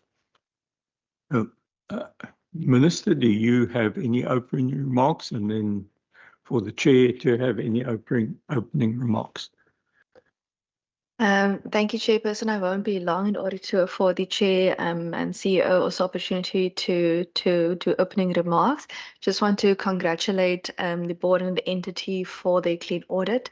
As an entity, their job really is to be able to control and regulate gambling within our province, particularly provide stable, just, consistent, and effective regulatory environment to inspire confidence and trust in the environment, free from corruption and unlawful gambling and betting activities as part of their mission, as well as to contribute to the economy of the Western Cape in an innovative and socially responsible manner. I'm going to just ask that the Chair and CEO are able to just expand in terms of the introductory remarks and afford an opportunity, but just really well done for the clean audit. Honourable Chairperson, Honourable Minister, Representative of Provincial Treasury, on behalf of the Western Cape Gambling and Racing Board, we have pleasure in presenting the annual report for the 2024-2025 financial year. I think, as alluded by the Minister, the preamble to the Western Cape Gambling and Racing Act enjoins us, in essence, to regulate gambling in the Western Cape, and in doing so, inspire public confidence and trust in the gambling industry, to contribute to the economy of the province, to recognize and address the risk and dangers as a consequence of gambling. The annual report provides a comprehensive overview of our performance, being the achievements and the challenges we have encountered and the measures we have taken to ensure that we deliver value to the citizens and stakeholders we serve. Just highlights that there's been significant growth in gambling taxes. The entity collected approximately 1.7 billion rand in taxes. We covered CSI contributions, approximately 15.9 million. Over the last year, there's been an enhanced focus on responsible gambling measures, and the organization has rendered a clean audit outcome. Thank you, Chair. CEO, if you would like to. Thank you, Chair. I have nothing more to add at this stage. Thank you. Thank you. Thank you very much. I'm then immediately going to hand over to members. And I think we could possibly try and do parts A and B together because they will probably flow into each other. I think over to members who wish to ask questions at this stage. Member Lacker. And then Member Constable. Thank you, Chair.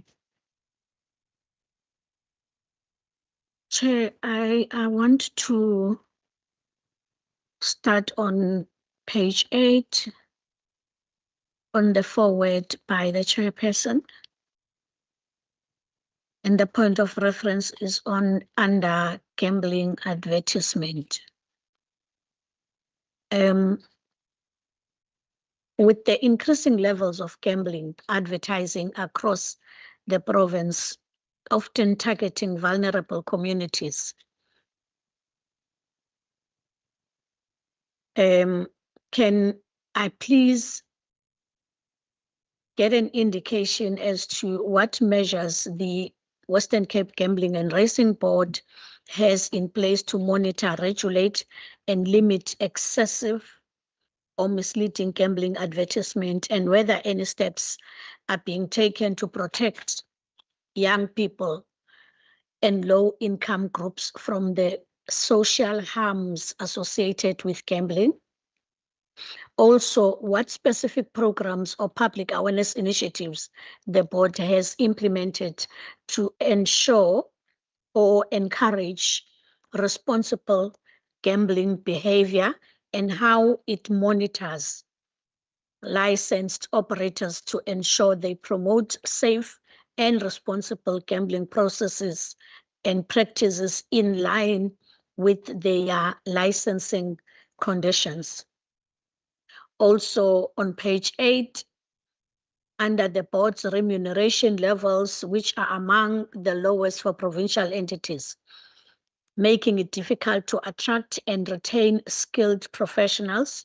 What steps are being taken to improve staff retention and ensure remuneration is competitive with other regulatory bodies?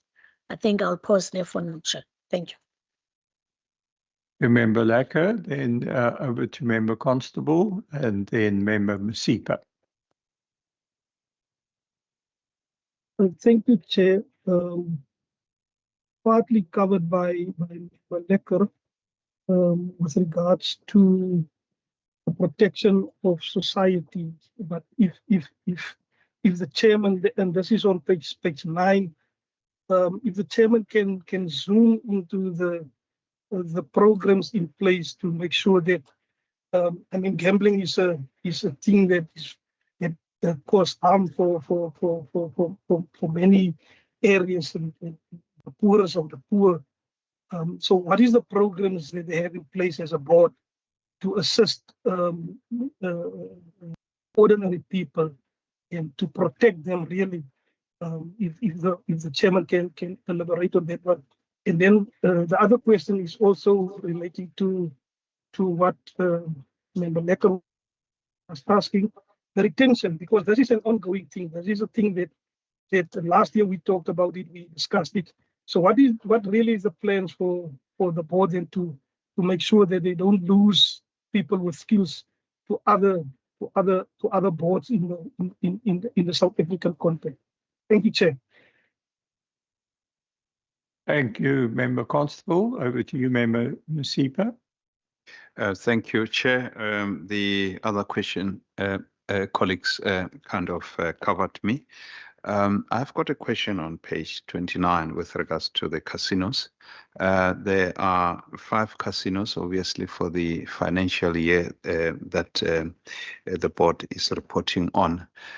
What I know and what we have seen in the media is that one of this casino is now relocating to the city of Cape Town. I think is Overbeck. Maybe really the question is what kind of insights have you done, used in order to make the decision to grant the second license in the city of Cape Town, and what is really going to happen to the area that this particular casino holder was conducting in terms of the business, that side of the Overbeck. I think just really that we can have a clear understanding around that. Thanks, Chair. Thank you, Member Masipa. I think just to add to some of those, the questions right up front, we've seen quite a significant increase in the level of revenue and taxes that have been achieved by the board from year to year. And to perhaps just to elaborate on to what you attribute that, and perhaps what are some of the reasons, if there's some understanding as to what has taken place. Because at the same time, while it is very good from a provincial revenue point of view to receive that increase in taxes, there are also the socio-economic impacts of that increase, because it also then reflects back on society as such. If you could perhaps just comment on those. Thank you.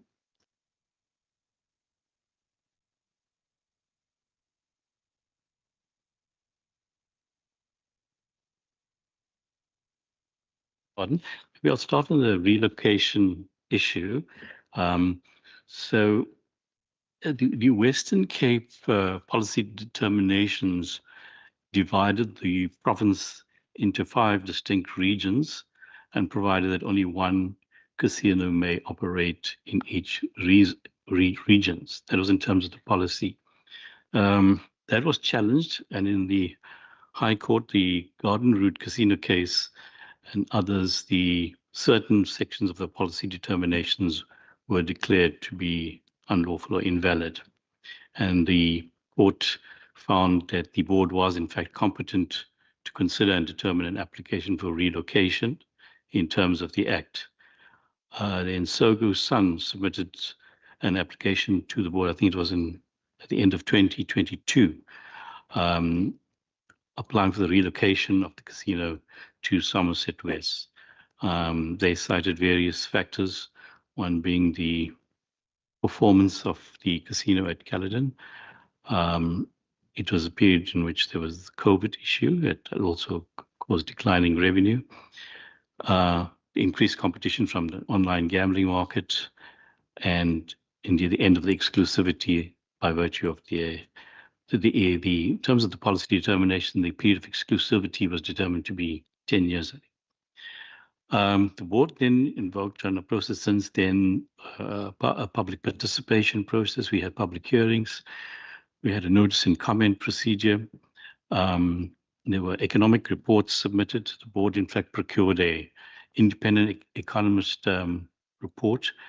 So after much deliberation, the board resolved to grant the relocation application. And I think the reasons for the decision, I think, can largely be dealt with under 4 categories. One were the economic and community benefits in terms of taxation, employment, job creation, tourism, R1 billion casino construction, infrastructure development at Somerset. There were commitments in terms of CSI, contributions to schools, then financial viability of the project itself, including the financial viability of the applicant, SOGO,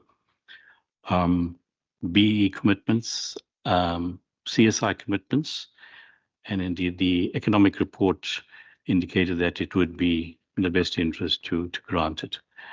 On the Caledon, the existing facility, yes, the SOGO Sun made commitments, because that was something very much in the mind of the board as to what's going to happen at Caledon.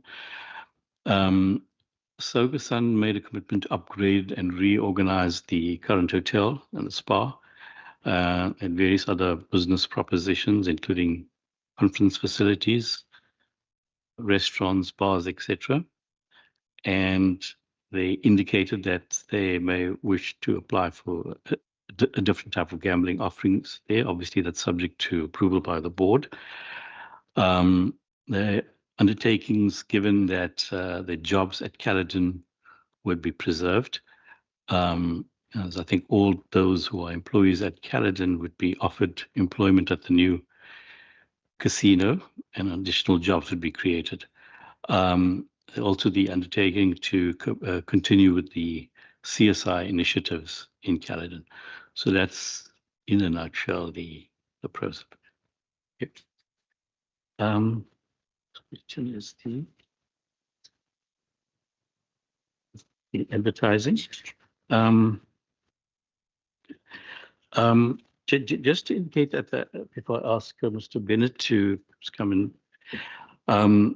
so advertising is in fact regulated by legislation in terms of the National Gambling Act and the regulations, both of which contain strict prohibitions against advertisements which are false or misleading, or target youth, like minors, or holding out gambling as a way to invest or recover financial losses.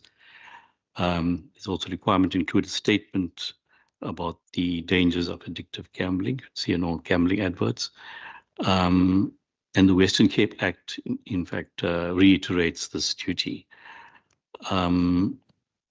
Discussions also being held currently with the National Gambling Policy Council on how to address this issue.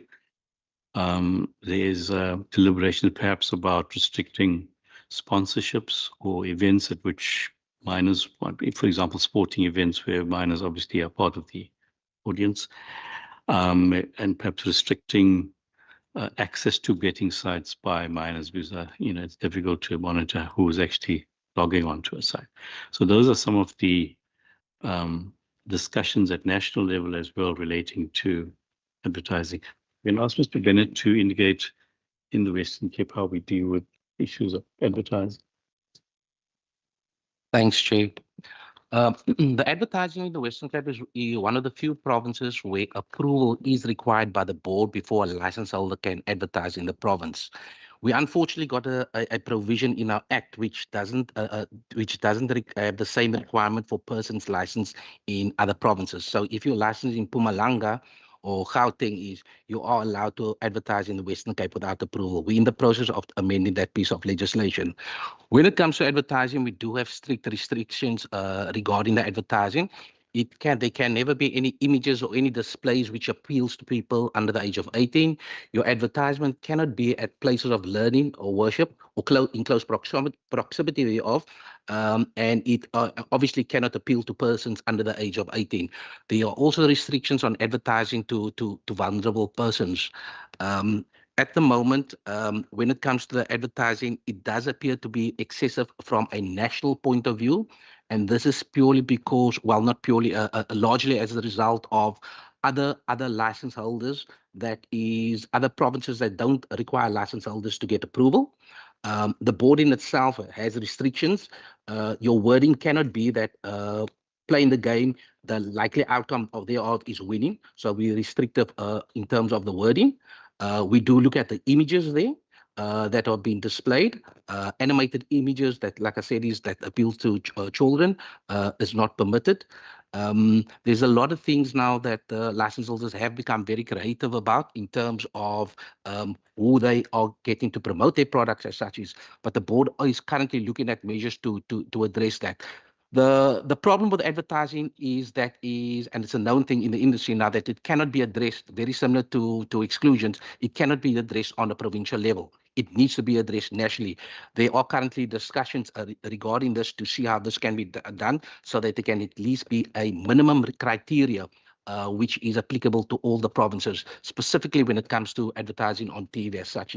Now, the one thing that we must understand is, while advertising can create or has the potential to create harm for individuals, advertising in the legal industry is also very important. What it does do is it creates awareness amongst the public as to say who the licensed operators are, because on the other side, we have an issue in terms of illegal operators who seem to be able to operate and especially online, operate and advertise quite freely, specifically on the internet.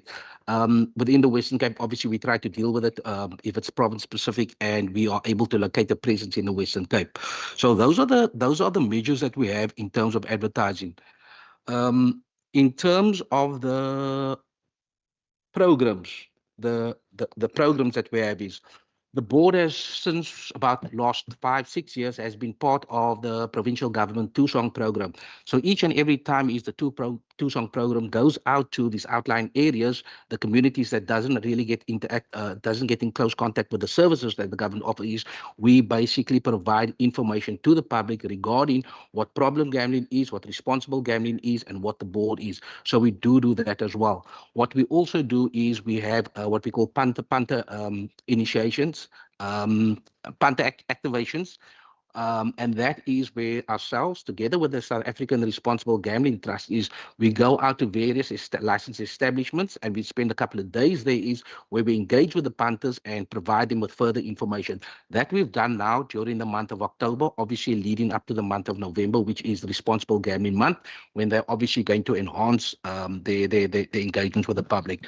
At the moment, the board also realized is a lot of information that the public require is not out there. The board then has made certain changes within our structures. Number one is we have a special responsible gambling committee where we have all our license holders attend on a quarterly basis. At the same time, the board had decided to create a position called the responsible gambling manager, and such individual actually commences on Monday. The main purpose of the individual will obviously to conduct research, but then also to create specific education and awareness programs that will be able to go out to the public, because we do believe is educating the public on certain aspects of gambling will go a long way to prevent persons from transgressing from a social gambler to a vulnerable person or even a problem gambler as such.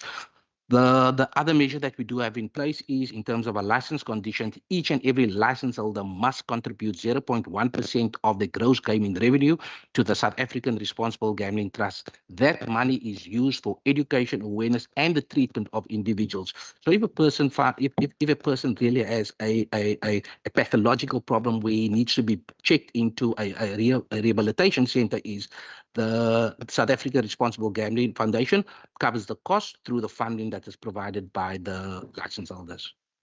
Thanks, Chair. On the question of the staffing, I think as is evident that the organization has grown tremendously. The staffing structure was originally around 70, 75. In terms of an organizational review, which we conducted, the optimal structure is about 115 posts. And at present, we have funding for approximately 75 posts. So we are engaging with the Minister and Treasury regarding additional funding, and there's been a lot of progress on that. Remuneration levels are certainly a matter which we struggle with. We have lost a few key staff to other entities, provincial entities, even internationally. So it is a significant problem, and we acknowledge that. But we are dealing with the matter as best as we can, changing certain processes, using risk-based measures, automation, using consultants where we can, or temporary staff. Online betting is, of course, a major growth area, and the lack of resources does, in fact, pose great burdens on existing staff. And of course, we operate in a very litigious environment, so decision-making has got to be carefully conducted and assessed. Anything else you want to add? Thanks. Have we answered it? No. The increase in revenue. Interpretive increase in revenue. I think the outstanding one may be the increase in revenue. I think it's largely attributable to the online betting. But Robin, I wonder if you want to just add anything on that, the revenue, growth in revenue from, I think it's essentially from betting taxes. Thanks, Chair. Just the growth. Well, the growth has been tremendous over the last couple of years. Let's say if we go back to March 2015, is the betting taxes that we received was 51 million. 10 years later, 2025, we're at 1.4 billion. And as the Chair indicated, there is the unfortunate thing is we are dealing with increased taxes as a result of increased license holders that we have. It results in increased transactions. Transactions translate into punter disputes, so we have more punter disputes that we have to deal with. At the moment, we're currently sitting with the same staff that we had in 2015 that we have in 2025. There's been 1 or 2 vacancies that have been created, but is still not exactly going to deal with the ongoing issues that we have in terms of trying to service the market. We've also, where we got authority to create positions, we've tried to look at like what is more important, like creating the responsible gambling manager. Yes, that is one position, but eventually that thing will have to also expand to have almost a mini division, because it's a known factor that is, if you are not going to start educating punters or public upfront regarding problem gambling and responsible gambling, you are going to have more people that will venture into the problem gambling arena. Thank you, Chair. Thank you. I think we have dealt with the question, the one on the honourable member asked about, I think it was essentially responsible gambling. I think Mr. Bennett has addressed that. Thank you. Minister? Thank you, Chair. There was 2 questions just for us, and I'll just ask Victor and the policy team just to assist me here. I'll just deal a little bit with the budget item, and then I'll deal, Victor and the team will assist me with the vacancies and the remuneration items. On the budget process, once the taxes come in, and this is not just gambling taxes, there's any taxes across the Western Cape government, that goes automatically first to the Provincial Revenue Fund. And then, for example, every for the medium-term budget policy statement, as well as the main budget, we put taxes back into the budget process. So even though gambling wouldn't sit at a particular line item, part of when I speak to the provincial money that we add to the pot is when we add, for example, money from the Provincial Revenue Fund that is bolstered by, for example, the gambling taxes. And we publish that in the main budget every year, and we also publish amendments to the provincial budget process in the adjustment book as well. I'll just ask that the team just assist with the extra funding, because in the 2025 budget, for example, we allocated extra funding for the Western Cape Gambling and Racing Board over the MTEF. And I'll also just ask the team just to expand a bit more on the work that we're doing to support the board in terms of the remuneration and vacancy matters. But I also just wanted to add that the board also published this little booklet, just for if persons were confused as to what type of gamblers they might be and where they can also get help. And I think I just want to indicate the email and the number also, because I think just in case someone is watching or listening in and they do need assistance. So the South African Responsible Gambling Foundation does a lot of the awareness campaigns also on behalf of South Africa as a large, because just because someone's licensed in one province as a stakeholder that gets a license doesn't mean that the person playing is necessarily sitting in that province. So the South African Responsible Gambling Association assists, and the help is available 24/7, and the number is 0800 006 008. And if you are someone who wishes to request to be excluded from gambling, if you want to be excluded, if you want to obtain that from the Western Cape Gambling and Racing Board, you can email compliance at WCGRB, which is the acronym for Western Cape Gambling and Racing Board.co.za, just in case someone who is looking for help is listening in. Thank you. Victor. Thank you very much, Chair. I think before I go to the issue of capacity, maybe just to add to what colleagues said in terms of the protecting vulnerable groups in terms of gambling advertising. I think the issue also dominated the discussion yesterday at the National Gambling Council, where the Minister of Trade and Industry sits with the provincial minister. And I think some of the measures that MECs requested that the national minister should do was that where there are limitations or gaps in the policy, the minister is empowered to issue directives so that we can close those gaps in the meantime, whilst the process to review the bill is currently underway. So I thought I just needed to add that the matter is also receiving attention nationally and other provinces, so that vulnerable groups are protected in terms of gambling advertising. In terms of the capacity for the board, we are working closely with the board in terms of assisting them. There is a process that is currently underway where we are working with the Office of the Premier in terms of looking at the capacity needs for the entity. So that process we are fast tracking because we are cognizant that the board needs to operate optimally for them to fulfill their responsibility. So the matter is receiving attention. We are working with the Office of the Premier in terms of looking at the capacity needs for the board. Thanks. Thank you, Chairperson. Yes, we did make provision for additional resources to assist the board with the staffing requirements, and that was about 25 million over the MTF. That discussion is still continuing with the board in terms of fast tracking in line with further requirements. Thank you.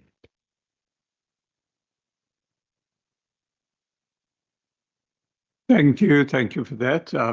Passing back to members over here for further questions here. I saw Member Lacko, I've seen Member Masipa and Member van Minnen. Thank you, Chair. Let me appreciate the responses. A quick follow-up, Chairperson, on the capacity needs for the gambling board. What are the timelines for ensuring that the board is fully capacitated?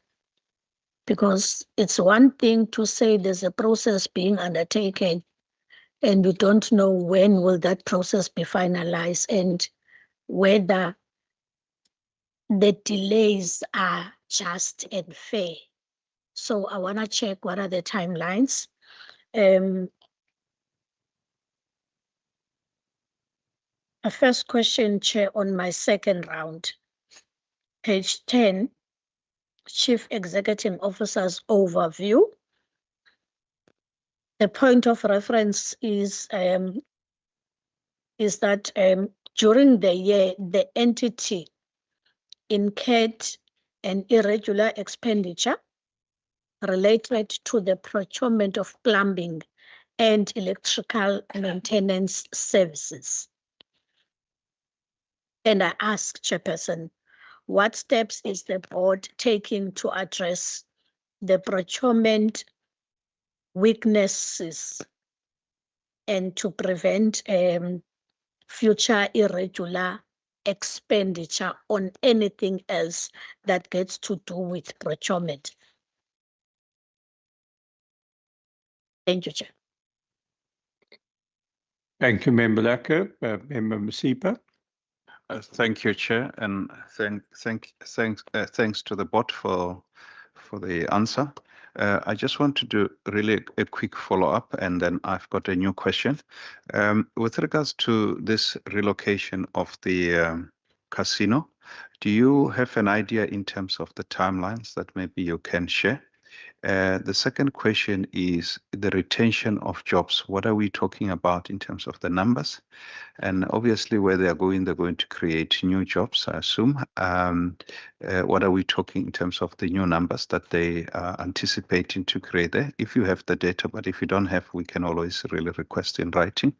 The last point is, are they going to procure a new site, or is it a site that's already established? They're just going to move in.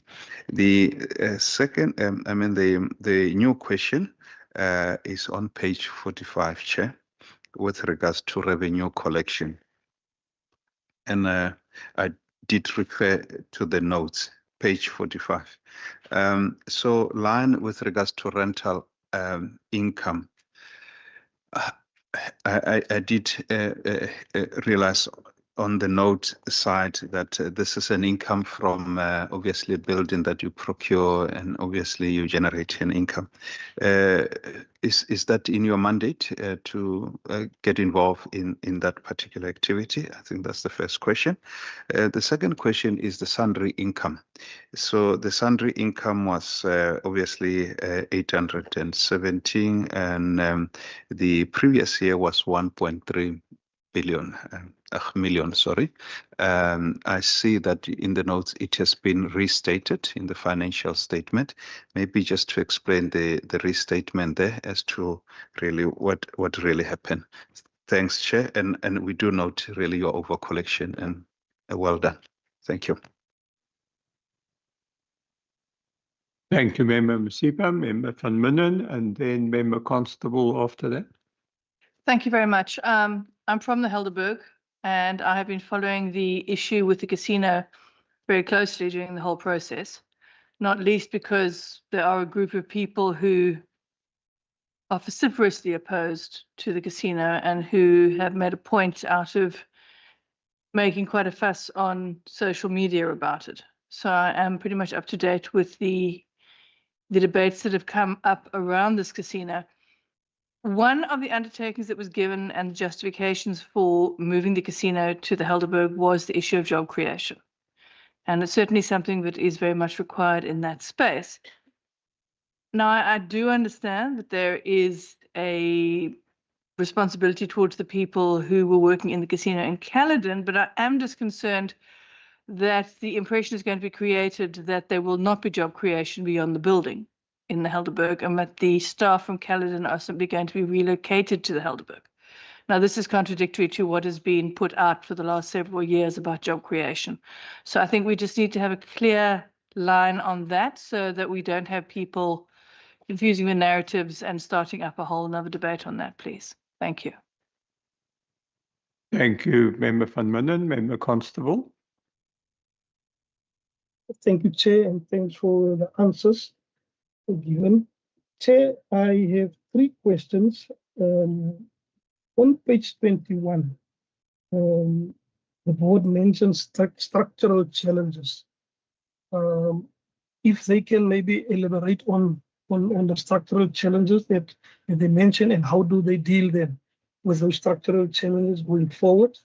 And in the year 2024, 2025, what was the outcome, and how did they then survive those structural challenges? Then on page 26, Chair, at the bottom, the elimination of illegal gambling. Can they maybe expand on the illegal gambling and on the cases, the allegations, the cases, and the outcomes maybe? Give us insight on where they are with some of those cases. Are there any positive outcome, or what is it? What is the detail of those cases? Maybe not the content, but what is it with regards to those cases that were established? Then, Chair, on page 27, and I want to link page 27, the corporate social investment. I want to link it with page 29. We have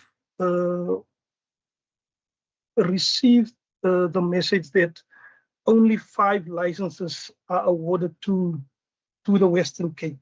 That means you already have your 5 licenses. And if you look at the areas, it's only the Central Karoo that are not, that do not have a license. That means because of the reason for the 5 that was awarded, Central Karoo will then never have a casino. But then, Chair, you mentioned on page 27 that you don't have really a lot of money to invest in your corporate social investment, and then you link up with your license holders. And visiting one of your license holders early this year, their policy states that they only support areas within a 200 radius with regard to the corporate social investment. Is this your policy also? And if so, how is it that you are the Western Cape Gambling Board and you have a policy such as that? And how is it then that people in the Central Karoo schools and organizations can then tap into that kind of corporate social investment, knowing that there will not be a casino within the Central Karoo? And if not, if it's not your policy, how then can you assist then people in the Central Karoo and maybe liaise with your license holders to also invest in the Central Karoo? I'm not talking about rural, because people have a different understanding when it comes to rural. I'm talking specifically with regards to the Central Karoo area where I am based on. Thank you, Chair. Thank you. I think that's for this round. So I'll hand over for responses there. Thank you. Chair, I'll go first before we hand over to the board, because I just need to deal with some policy items. Regarding investing in the Central Karoo, regarding corporate social responsibility, and I'm going to use the example of Helderberg now, because Member van Minden also used the example of Helderberg. If a casino is moving to Helderberg, you're not going to be able to convince the people of Helderberg if you're going to answer them by saying, we're going to take the corporate social responsibility, and instead of investing in the area where we might be causing harm, we're going to be investing it in a different area. So we need to remember that, because casinos are physical structures that are in certain areas. It was in Caledon. Now this one is moving to Helderberg. There's another casino in a different area. So how do you explain to the people who live around the casino that instead of investing corporate social responsibility in the area, that you must now take the money that's meant for them and invest somewhere else? It's the same argument as if you want to take the casino's money in Northwest, for example, and invest it in the Western Cape. The people of Northwest is going to get upset. So we need to take that into consideration. I'll ask the board to specifically speak about how the corporate social responsibility is written into the licenses and how we do oversight. But we also need to be very careful as to forgetting what the purpose of the corporate social responsibility was originally. And I'll ask the board just to come into details of that. Just in terms of the money and the capacity, the timeline, I just want to quickly just reiterate some of the additional funding that we allocated this year in the 2025 budget. So in the 2025 budget, we allocated an additional 25.4 million rand to the Western Cape Gambling and Racing Board over the MTEF for capacity. That means that in the 2024-25 budget, the board's transfer stood at 24.5 million. It therefore increased in the 2025-26 to 29.8 million, and then it's increasing to 2026-27 to 36.5, and then 2027-28 to 39.4, which was quite a substantial increase when you look at the historical amounts for capacity. Now, over and above that, what the board has also asked, can we perhaps bring some of the future funding possibly forward? So now I'm finance and now I'm treasury. So now finance, that's getting the request. I must go back to treasury and say, okay, we've allocated the money over 3 years. Instead of 3 years, can we maybe make a proposal for bringing year 2 and year 3 forward? But we must also then take into account our ability to fill the posts. So it doesn't just help with bringing money forward. You must then also show, do we have the ability to fill the posts? Then what we did is we're working with .P, Provincial Treasury and the board to now say, okay, how can we expedite the filling of vacancies? Separate to that, we also need to ask ourselves, is the current structure and the amount of posts and what the post doing, is it all sufficient for what the board is doing? And the board can maybe just expand on the type of detail in that regard, but also Victor, just the detail of what we're working on with the board in terms of the vacancies and expediting it. It is going to take some time. It is really hard. But we're trying our best to be able to expedite some of that work.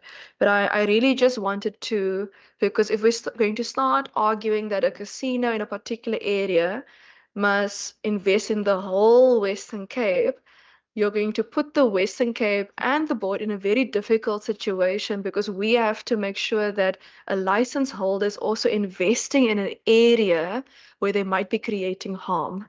And it would be unfair to those people specifically. Regarding the Central Karoo, which is it's a different matter. It's a different topic that is being raised. We cannot make a business decision for a company as to where they want to be. The board indicated previously that the casino took us to court to say, actually, they must be able to relocate. Now, the board must be able to take certain factors into account when someone applies for relocation. It's not automatic. You must apply for relocation. So I'll just ask the board to just speak to those different types of factor. But we can't tell a company where they must invest. That particular investment is a business decision, and every company must decide in and of themselves what that application is that they submit to the board.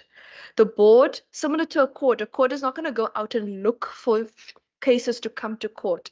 A court is going to evaluate the cases that gets to it, and that is before it. So the board needs to evaluate the applications that is before it. And if there's no application to locate to the Central Karoo, then there's no application to assess for relocation to the Central Karoo. But I'll just ask the board to just reiterate some of the criteria that is taken into account regarding relocation. Thank you.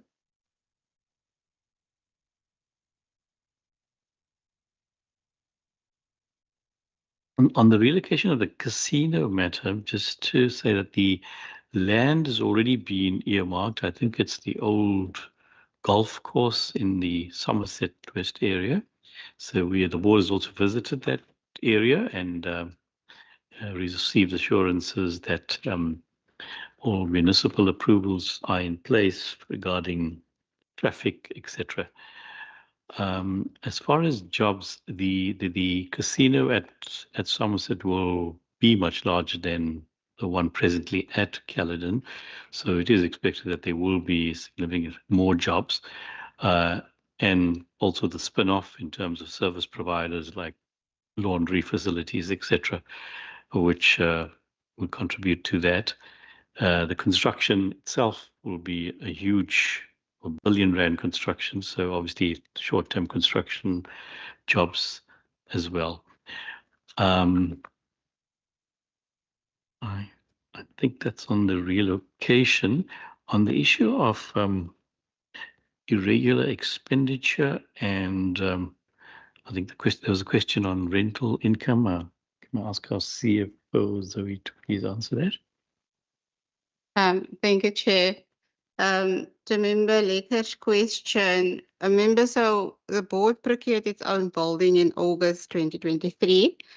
So with that procurement, then brought about new procurement requirements, which we didn't have to do previously.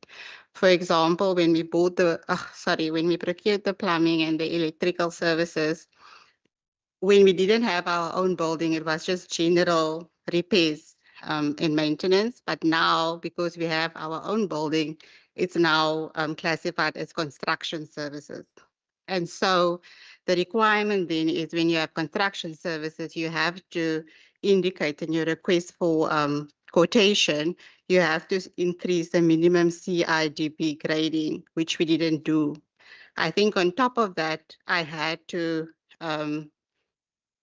we had to basically do without supply chain officials for a full year under review because we couldn't pay salaries. We couldn't attract suitable candidates.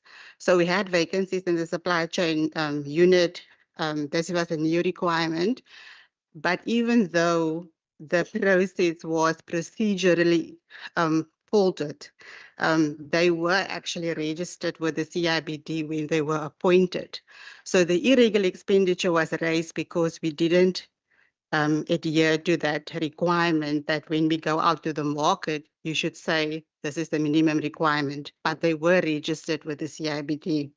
I think in terms of weaknesses to any supply chain controls, I have now, we were able to appoint 2 supply chain officials, so that assists greatly. We also attend the quarterly supply chain forums with the Provincial Treasury, and also because that illegal expenditure was identified by the AGSA, so we will then implement the recommendations to ensure that that does not happen going forward. The question in terms of the member asked in terms of the rental income and whether that's a mandate of the board. Again, when we bought the building as part of the sales agreement, there was, it included the transfer of the existing lease agreement to the board. But that lease agreement terminated in April 2025. That is not something that we will do in the normal course of the business. It was just that we couldn't say you have a rental with the previous owners, now with the new owners, and say, sorry, we can't accommodate you. So that's the only reason we had the rental income. And to your question on the restatement of sundry income, it was due to housing benefits and allowances. So basically what happened, when we paid it, it went through salaries, and then to correct it, it was incorrectly included in sundry income, 115,000. So the correction was basically to correct that incorrect classification in the prior. So Chair, I think those are all my questions. Thank you. Thank you. I just wanted to put to the question on structural changes, which was on page 21 of the annual report, just to point out that the wording there is actually dealing with economic situation, and then as you'll see the citation at the bottom of the report, it's from a World Bank report, so that's what it. Are they?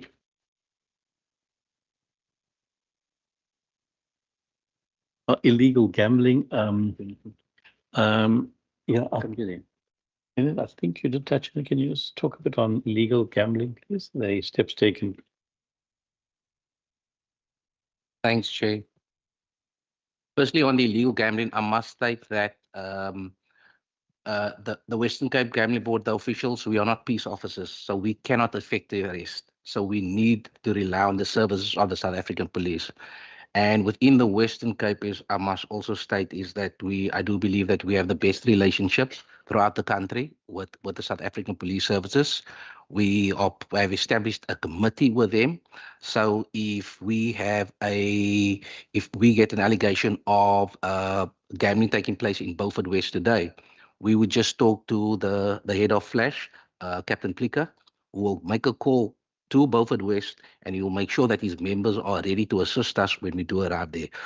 We attend monthly meetings at the Flash office, and that monthly meetings comprise of members from the legal authority, law enforcement, Metro Police, and Metro Police Vice Squad. We attend monthly joint operations with these individuals. And whenever we do get an allegation, we make sure that the allegation is investigated within 30 days, and we have that matter closed as soon as possible. On the matter of outstanding cases, currently we have 3 cases which are outstanding. In these instances that's mentioned here in our annual report, all those cases have been finalized. In most instances, it relates to retail, meaning it's not online. As a result of that, in many instances, the cops would allow the person to complete the J534, which is admission of guilt. So the matter could be finalized. We do appreciate that also because then it doesn't just become another outstanding case on the detective's desk.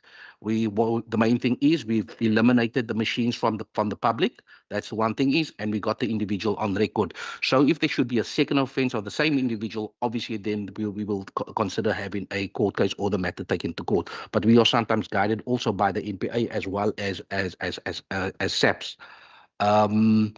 The three outstanding cases we got is 2 relates to online. When I mean online that is where we have closed down internet cafe, online gambling taking place at cafes, which is they front in as an internet cafe, but they are providing online facilities for people to play on computers at the premises. Those cases usually take a bit long because obviously it's a bit more challenging for the prosecutors. You have in a normal computer here, which is by its very nature is a legal thing and we are indicating that device is an illegal device because the nature of the offerings on that is. So it's always a bit challenging. So those are the 2 outstanding cases. The other case that is outstanding relates to a place in George where we've closed down a place where it was run by an ex-SAPS individual. But the only reason why that's outstanding, there was an assault charge. There was some altercation when we did the close down. So those are the only 3 matters outstanding, Chair. But like I said, once again, I must say that without the services of SAPS and the relevant law enforcement, we wouldn't be successful as we are in terms of closing down these places. We will always have a challenge with online. Due to the fact that we are limited in terms of our jurisdiction unless we are able to find a server or a office or any type of presence within the borders of the Western Cape we are not able to act. Other than that if we do get information online that the presence is not in the Western Cape we do refer this to the National Gambling Board, who is in contact with SAPS National Office to attend to that. Thanks, Chair. Thank you very much. I just wanted to quickly add on the issue of capacity. So there are 2 concurrent processes, Chair. It's the issue of the CEO, The position was advertised twice, and I think the challenge is the remuneration for the position. So it's the process that we are expediting with Office of the Premier to do the job evaluation, to look at the fair remuneration for the position of the CEO, so that once this process is completed, which is expected to be completed by end of the first week of November, which is next week, then the board can then have a discussion with the minister in terms of remuneration based on affordability and financial sustainability of the position. And then another process, I think the minister has already spoken to that, the issue of the 41 positions that were identified for filling, that through the adjustment process, we are going to look at bringing forward the funding for those positions so that they can then be filled as soon as possible. However, Minister has already requested that as we improve efficiency, we automate, we must also look at if it's got impact on the filling of these positions, but we are working on the two concurrent processes. Just add in the CSI, I think perhaps the Minister did touch on it, but whilst the CSI programs might be locally focused, the organizations could very well apply to any operator casino for funding. And notwithstanding the localization of CSI, they are also, when there are national disaster relief and the like, there is funding which the operators do contribute to. And there are also other programs such as the development of entrepreneurs, which of course is available to anybody in the province to participate in. That is a voluntary program, a very good one by Hollywood Bets to develop small business. Thank you. The chair covered me on the CSI that's over and above the other items, like, for example, the Bambela Awards regarding entrepreneurship. I just wanted to say, Chair, that maybe we must just do from the board side a write-up regarding job creation and the relocation of the casino, because the last thing that I want is for community members to be confused as to, because there was a very rigorous public participation process regarding relocation, but maybe just if we can just do a write-up for the committee on that, just to make sure that whatever is going out to the community is clear and concise, and that they know exactly what is going on. Thanks. That will certainly be welcome. Thank you. I'm looking now to members for further questions. Member Lekker, then Member Msipa, and then Member Constable. Thank you, Chair. Chair, I think it's always important to ensure that key vacancies are filled timelessly to avoid any unnecessary mishaps. And unfortunately, in this case, 6 months and above is way too long to have a vacancy, particularly in a critical position such as that one which landed the board on a finding by the AG. And I hope that amongst the 41 vacancies, we don't have critical positions that must be filled. And if we do, I'm gonna urge that it must be done with speed or with urgency. Because if there's no sense of urgency, there's gonna be findings on the racing, on the gambling board. Chair, let me go to my next question. But before I move there, I think I want to urge also that the issue of the remuneration for this entity be looked into, just like the other entities that are above the entity. And if we're talking of equity, we must consider such, because I think even the revenue that is being brought by this entity is very nice. So if you're bringing a very nice revenue, that must be weighed, and some serious decisions must be made. And if such is not looked into, then we're not doing justice. Let me also go to my next question, which is on the transformation within the industry. Because I think that is also forming part of part B, Chairperson, on page 22 on broad-based Black economic employment. And with that, Chairperson, if you are looking at the participation within the industry, and I think what becomes a problem, Chairperson, is the fact that the LPM and the bookmarking is mainly in the hands of the few. And I think I would want to understand in terms of the participation to address such, what steps are being taken in ensuring that you kind of open up space for new entrants. Because at the moment, if it's concentrated in the few because of the exorbitant amounts, then it means there's some people who are going to be closed out and not to participate. Because if you allow space and make conditions feasible, it means there's going to be employment opportunities that are going to be greater, which is going to address the contribution of the provinces into the participation of people within the industry and create more job opportunities and assist in ensuring that the province reaches its strategic goal of creating more jobs.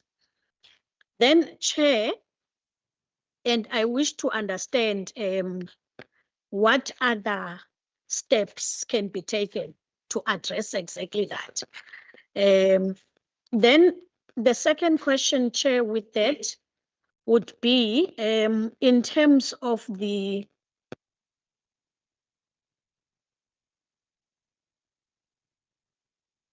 general rules that strengthening responsible gambling.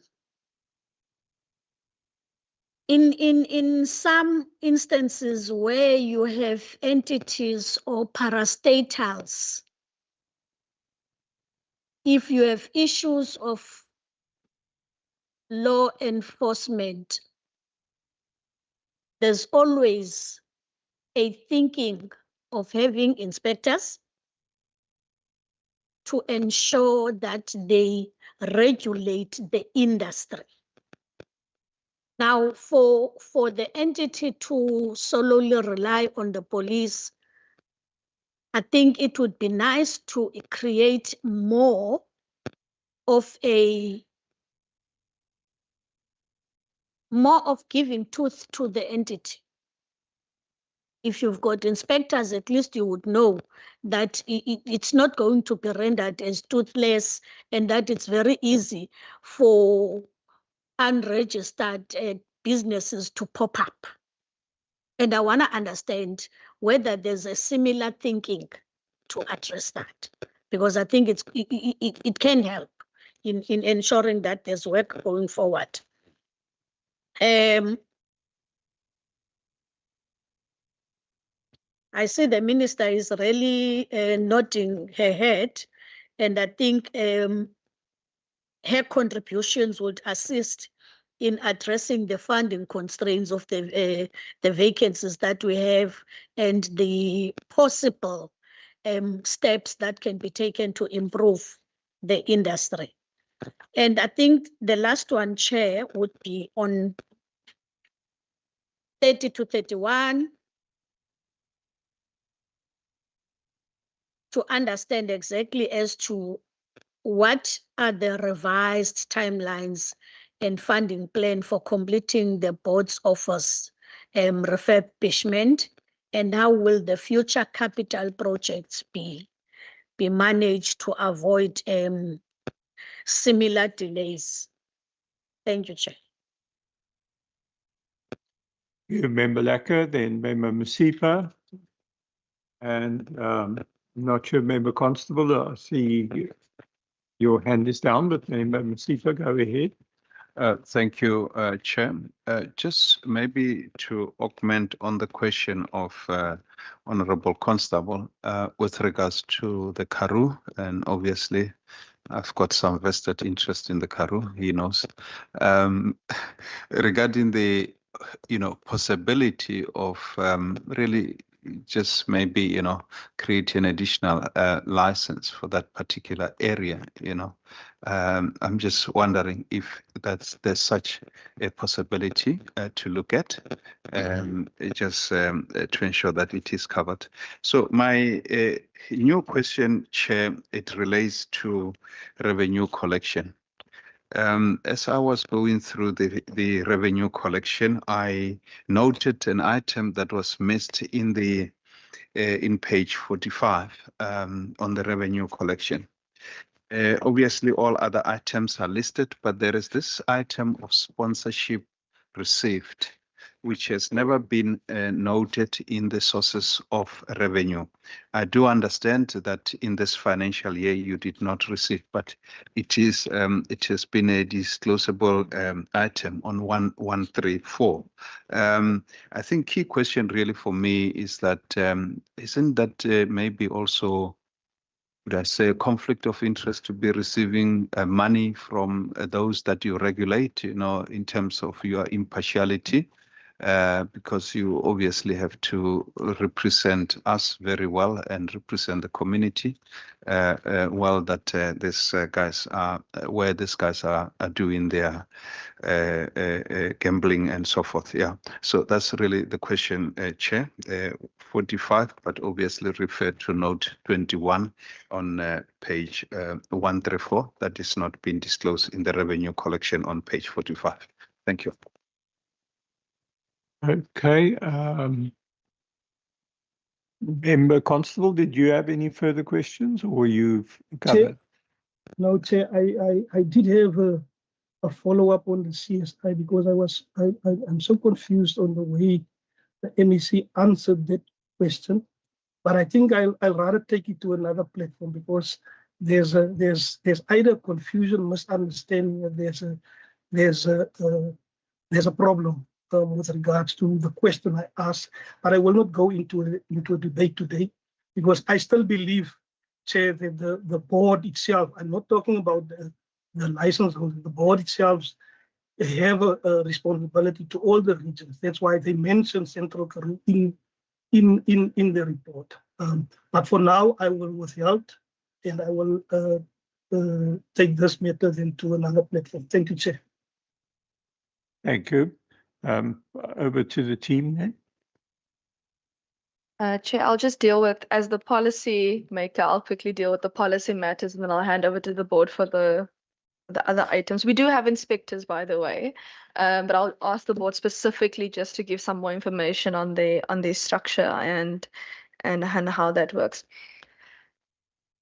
The question regarding can we create an additional license for an area? Those are technically two questions. The first question is technically, can we create an additional license? No, we cannot. We are not the one that gives us a license. National must be giving us a license. I'm happy to ask National for an additional license. But then the first hurdle is an additional license does not mean that it's for a particular area because we already had the court case. So the court has already said that actually you can relocate. So there's a court case also that we have to make sure that we are ticking the boxes, that we are not making business decisions on behalf of a business. That's the first part. The second part is, even if we get an additional license from National, does not necessarily mean we will award it, because we will have to do our own research as to the impact that it will have on the Western Cape and on the sector and what will happen if we had to issue such a license. We must also do our own due diligence. It's not just an automatic that if we get an additional license that we would award it. The next hurdle, so let's assume we get an additional license. Let's assume we do award it in the Western Cape. And let's assume someone out of their own business decision decides that they wish to apply to open one up in the Central Karoo, which is not a decision that we make, the board will still have to assess that particular application and also do due diligence based on various different criteria as to whether or not this application is a yes or a no. And similarly, if someone wants to relocate, take those type of factors into account, whether it's a yes or no. So it's not an automatic. If someone wanted, even if within the license holders currently, if someone wanted to move to the Central Karoo district, they can submit an application to the board and the board can consider it. No one has submitted an application to the board in order to relocate to the Central Karoo, to my knowledge. It's not that I know of. But even if we did get an extra license, which we do not currently have, there's a lot of hurdles we would have to undergo, because we would still have to go to the people of the Western Cape to say, must we award this thing? Because also the psychology in casinos and the psychology in other gambling modes is very different in terms of the psychology of the players. So it's not the same. It's clear that in casinos there's a much bigger role for job creation than, for example, in online gambling. Online gambling is much more difficult because it's across jurisdictions. So it's also a different way of regulation in that regard. But I'll just, on the operational matters, I'll ask that the board just deal with those type of operational matters, including the work that you're doing in terms of inspectors and so on. The other questions. And I think those were all the policy items that I had. Thank you. Thank you very much. Just to follow up on the minister, as she has indicated that any person can apply for a license, and the board will consider it. There's no restriction on, I think some provinces have a restriction on the number of licenses, etc. There's no such restrictions we have. On transformation and BEE, the board does comply firstly with the employment equity legislation and the preferential procurement legislation. The board indeed imposed BEE conditions, which actually was challenged in court, went all the way up to the Supreme Court of Appeal. The board subsequent to that put in place a very substantial BEE policy in terms of which we set qualifying criteria for licenses and BEE commitments.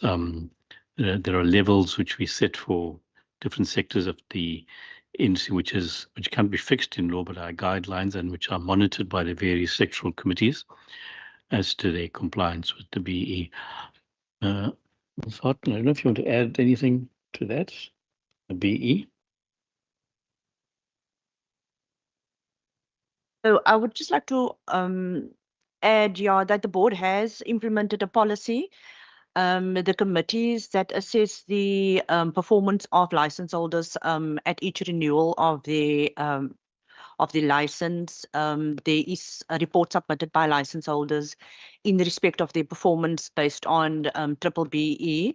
They are scored in terms of the verification certificates that are provided by independent agencies. So that details is looked at on a continuous basis on each renewal of a license application. Thank you. Thank you. There was a question on, I think, the office relocation and also on revenue collection relating to the sponsorship. And again, Siwa, if I can ask you to please take that. Thank you, member, for the question. So so your first question is in terms of the revenue collection.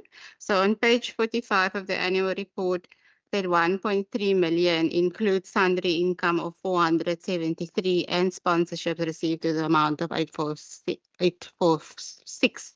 So the sponsorships are included in that line item. Then you had a question to ask as to whether there's not a conflict of interest.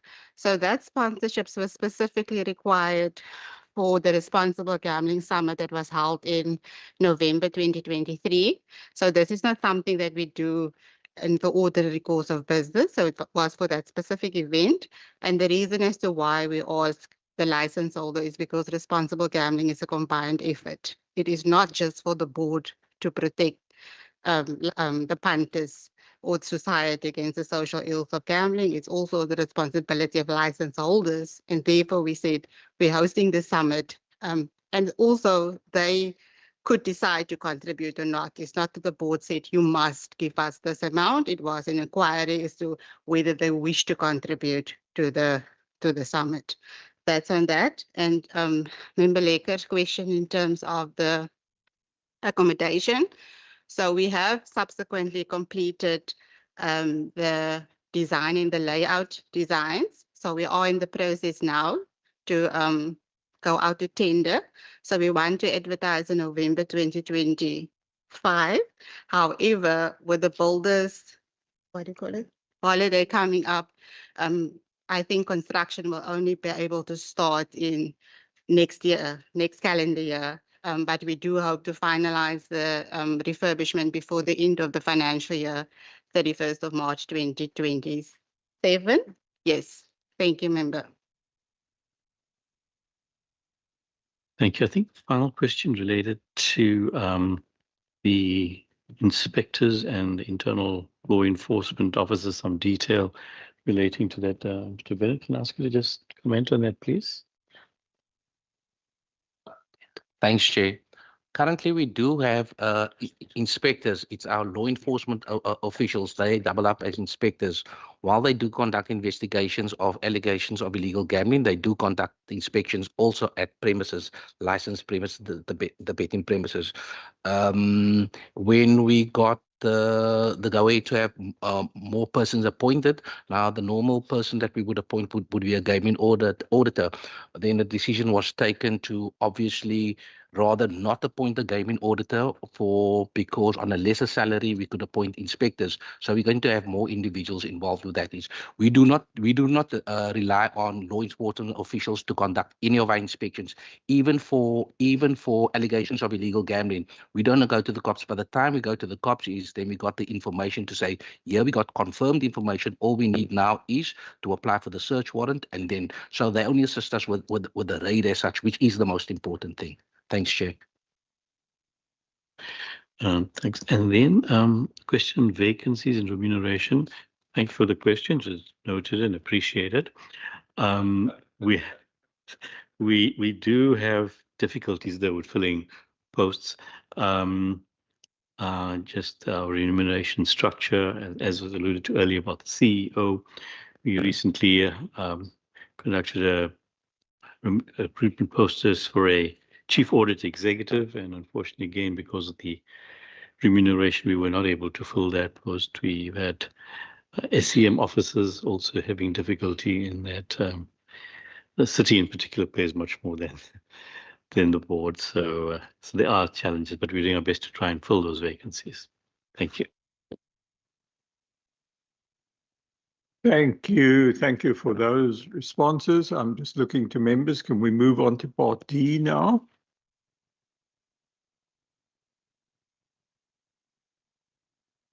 I assume we've done part B.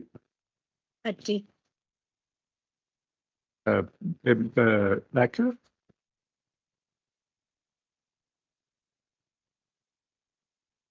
Any question on part D, Chair? Thank you.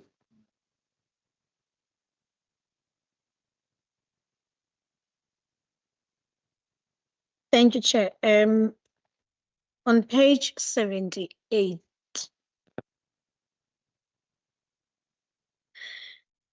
the reference point would be on the importance of maintaining a workforce that is broadly representative of the demographics of the Western Cape.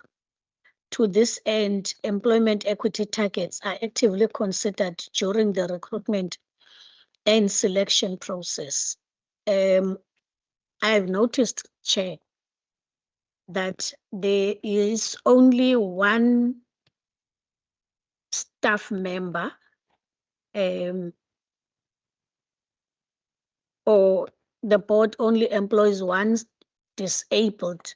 I'm not sure if my wording is correct. I don't want to be sounding as politically incorrect, but I will ask in any way. the board only employs one disabled staff member. So maybe I want to check in terms of the targets and the standards to address the employment of disability, people who are disabled. What more can be done to employ more people who are disabled? And maybe there is a target. Can the department share, or even the board share, in terms of its vision and mission? If there's any provision, is this one person enough in terms of ensuring that there's access to everyone?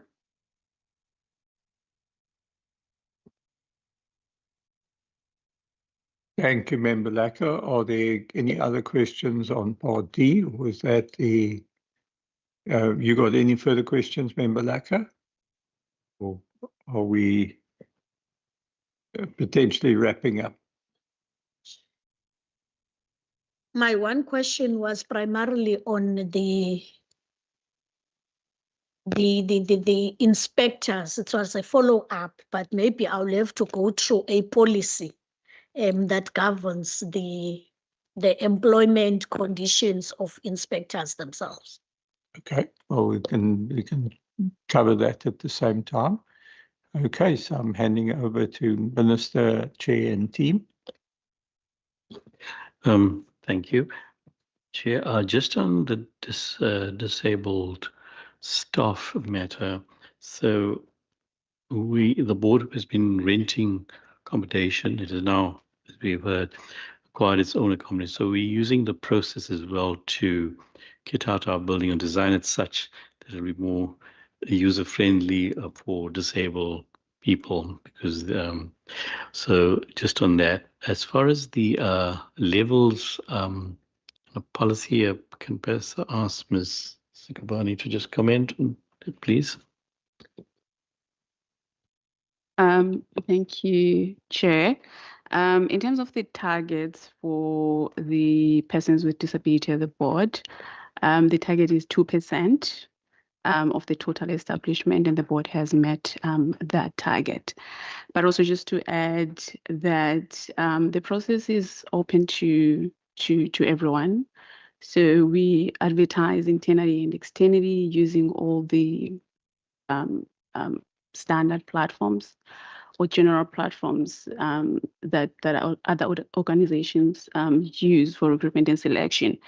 So everyone is basically welcome to apply. I'm just thinking now with the a process for appointment of a facilities administrator. So one of the applicants actually disclosed a disability.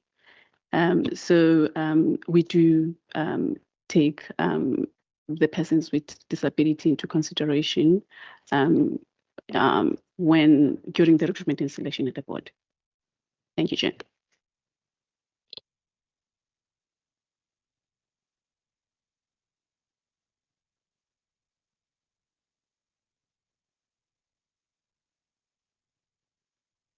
I think we've dealt with. If there's anything else, so happy to deal with it. The only question relates to I think the policies in appointing inspectors. I don't know if that, if you could answer that at this stage. Okay. Sorry, Chair. I'm just trying to understand a policy. The same policy that applies to normal staff would apply to inspectors, unless the members referring to inspectors have been appointed as peace officers. Member Lacker, if you could perhaps just clarify that question. Thank you, Chair. I actually said I had a follow-up question, but maybe I will have to review the policy, read through it and see what I'm looking for, if it's there, and if it's not, I'll pose a question. to the minister. But maybe may I request for one follow-up on the issue of the persons with disability. It's just Certainly you can do that. So yeah, you will deal with the other issue in terms of inspectors in due course, if need be. Thank you. I want to check, Chairperson. I did not pursue my studies on mathematics, and I may be struggling to understand 2% is 2% of what? And in terms of numbers, what is 2%? Through you, Chairperson. Yeah, I think we can respond there. Thank you, Chairperson. In terms of numbers, that equals to 1. I hope I've answered your question of the total establishment. Chair, if I may, so it's 2% of the approved staff complement member at the time. So it was 74. So 2% there was 1.48, and then rounded is 1 at this stage. Thank you. Okay, thank you for that. Member Lacko.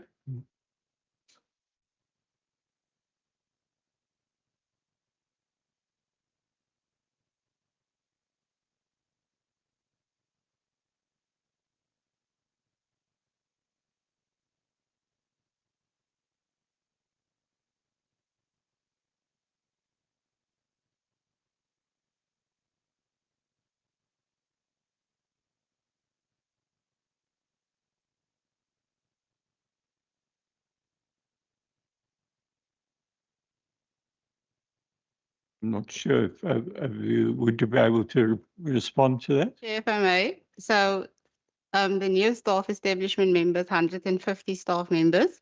So 2% will then be 2. But I think what my colleague has indicated, even though we would have a target of 2, we also then allow employees or candidates with disabilities then also to participate in any other process before the board. Thank you. Okay, so I think that deals with part D. So we've covered A, B, and D. And I think that then brings us to the conclusion of this part of the exercise in terms of the standing committee in dealing with parts A, B, and D. And we would like to thank the board and management of the Western Cape Gambling and Racing Board for being in attendance today and being with us. Thank you for the good work that you are doing. And some of us on this committee also serve on public accounts this afternoon. So we will also see, some of you will see you later on this afternoon after 2. So thank you very much for everyone's participation. Also, the Minister and the team from Provincial Treasury. Thank you. Thank you, Chair.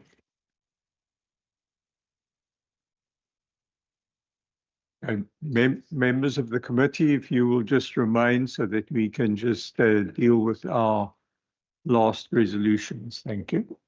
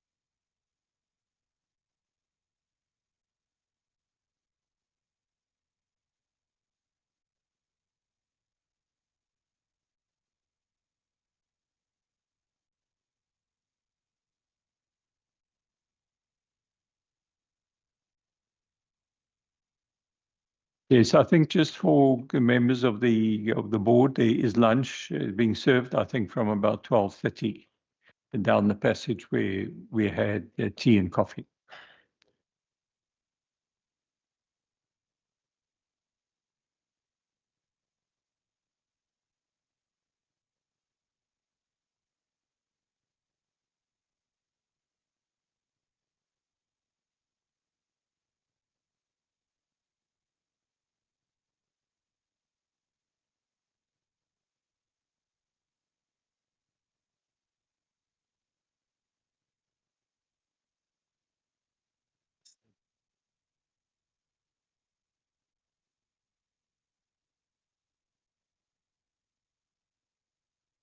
No resolution from my side, Chair.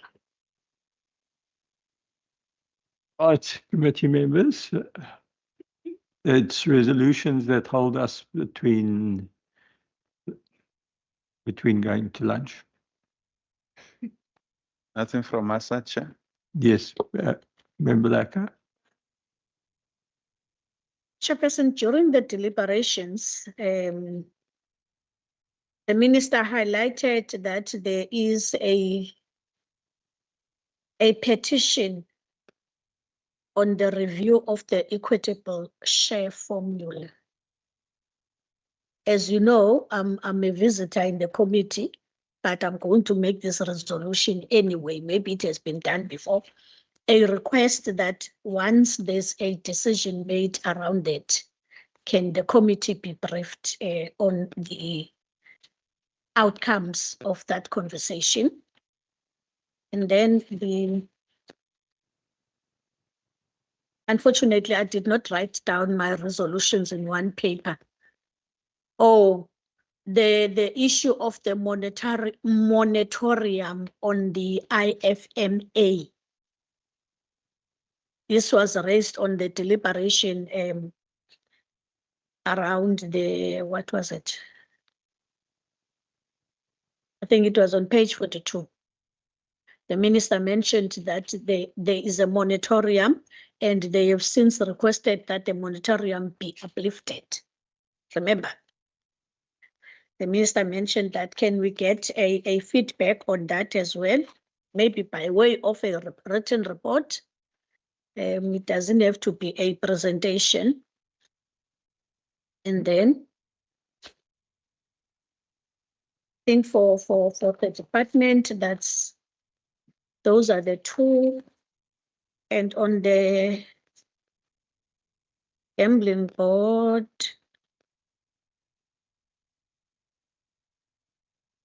a report on the process on filling the 41 vacancies.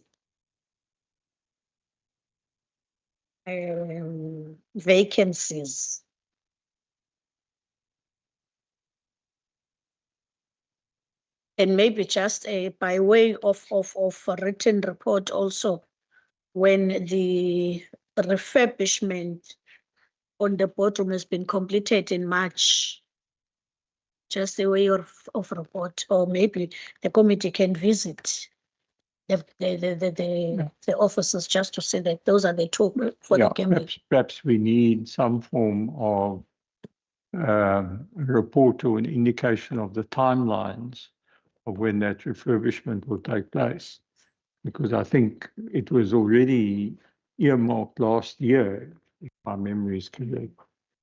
And then I think PO has got a couple of notes here on what has been offered to us or promised to us as to what will be sent.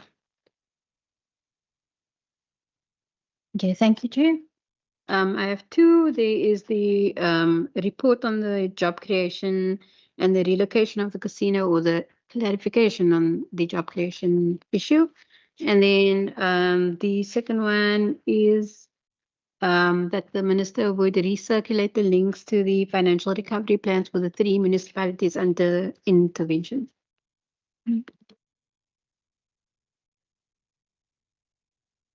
Resolutions or recommendations, comments or thoughts? I see Member Constable. Chair, thank you. Mine is based on the response of the of the MEC with regards to the CSI. So I would like the board to come and present to us the spending trends on the CSI for the board itself, as well as the license holder for the past 12 to 24 months. Thank you, Chair.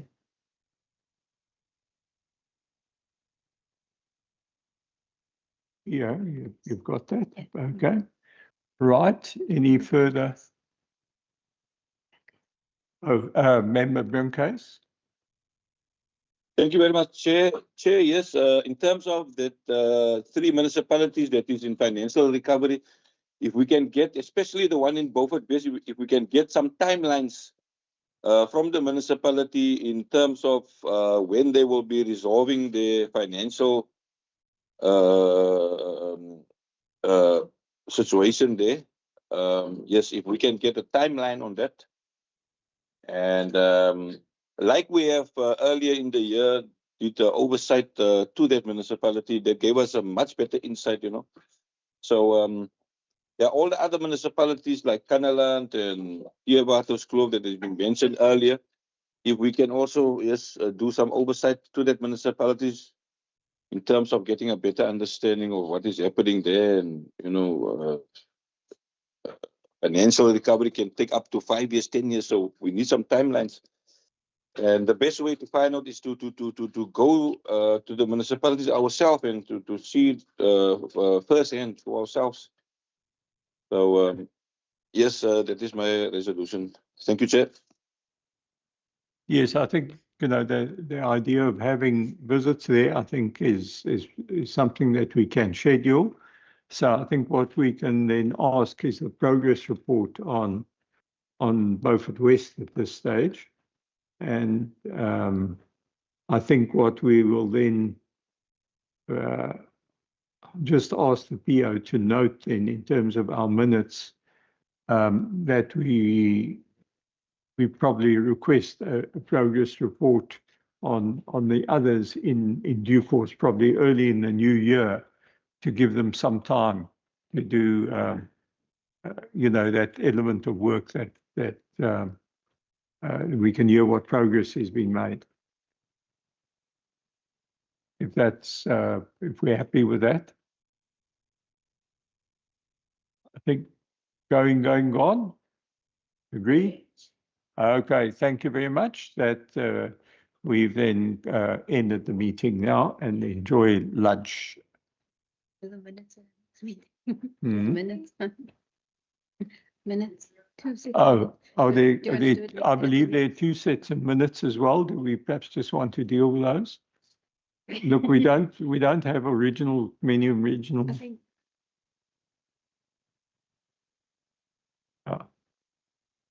Use.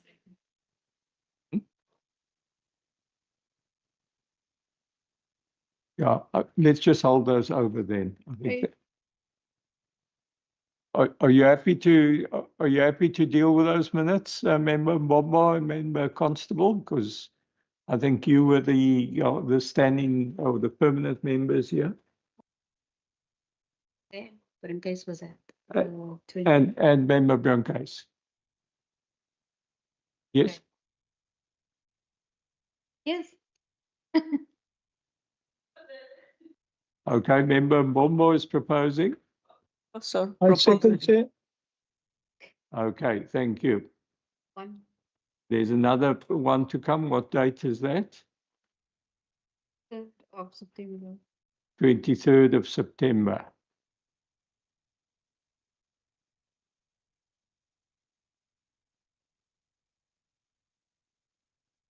Right, so I think it's the same members over there. Proposed, Chair. Thank you, Member Constable. A seconder, Member Mbombo. Thank you very much. Okay, so that we can now go to lunch. Thank you very much.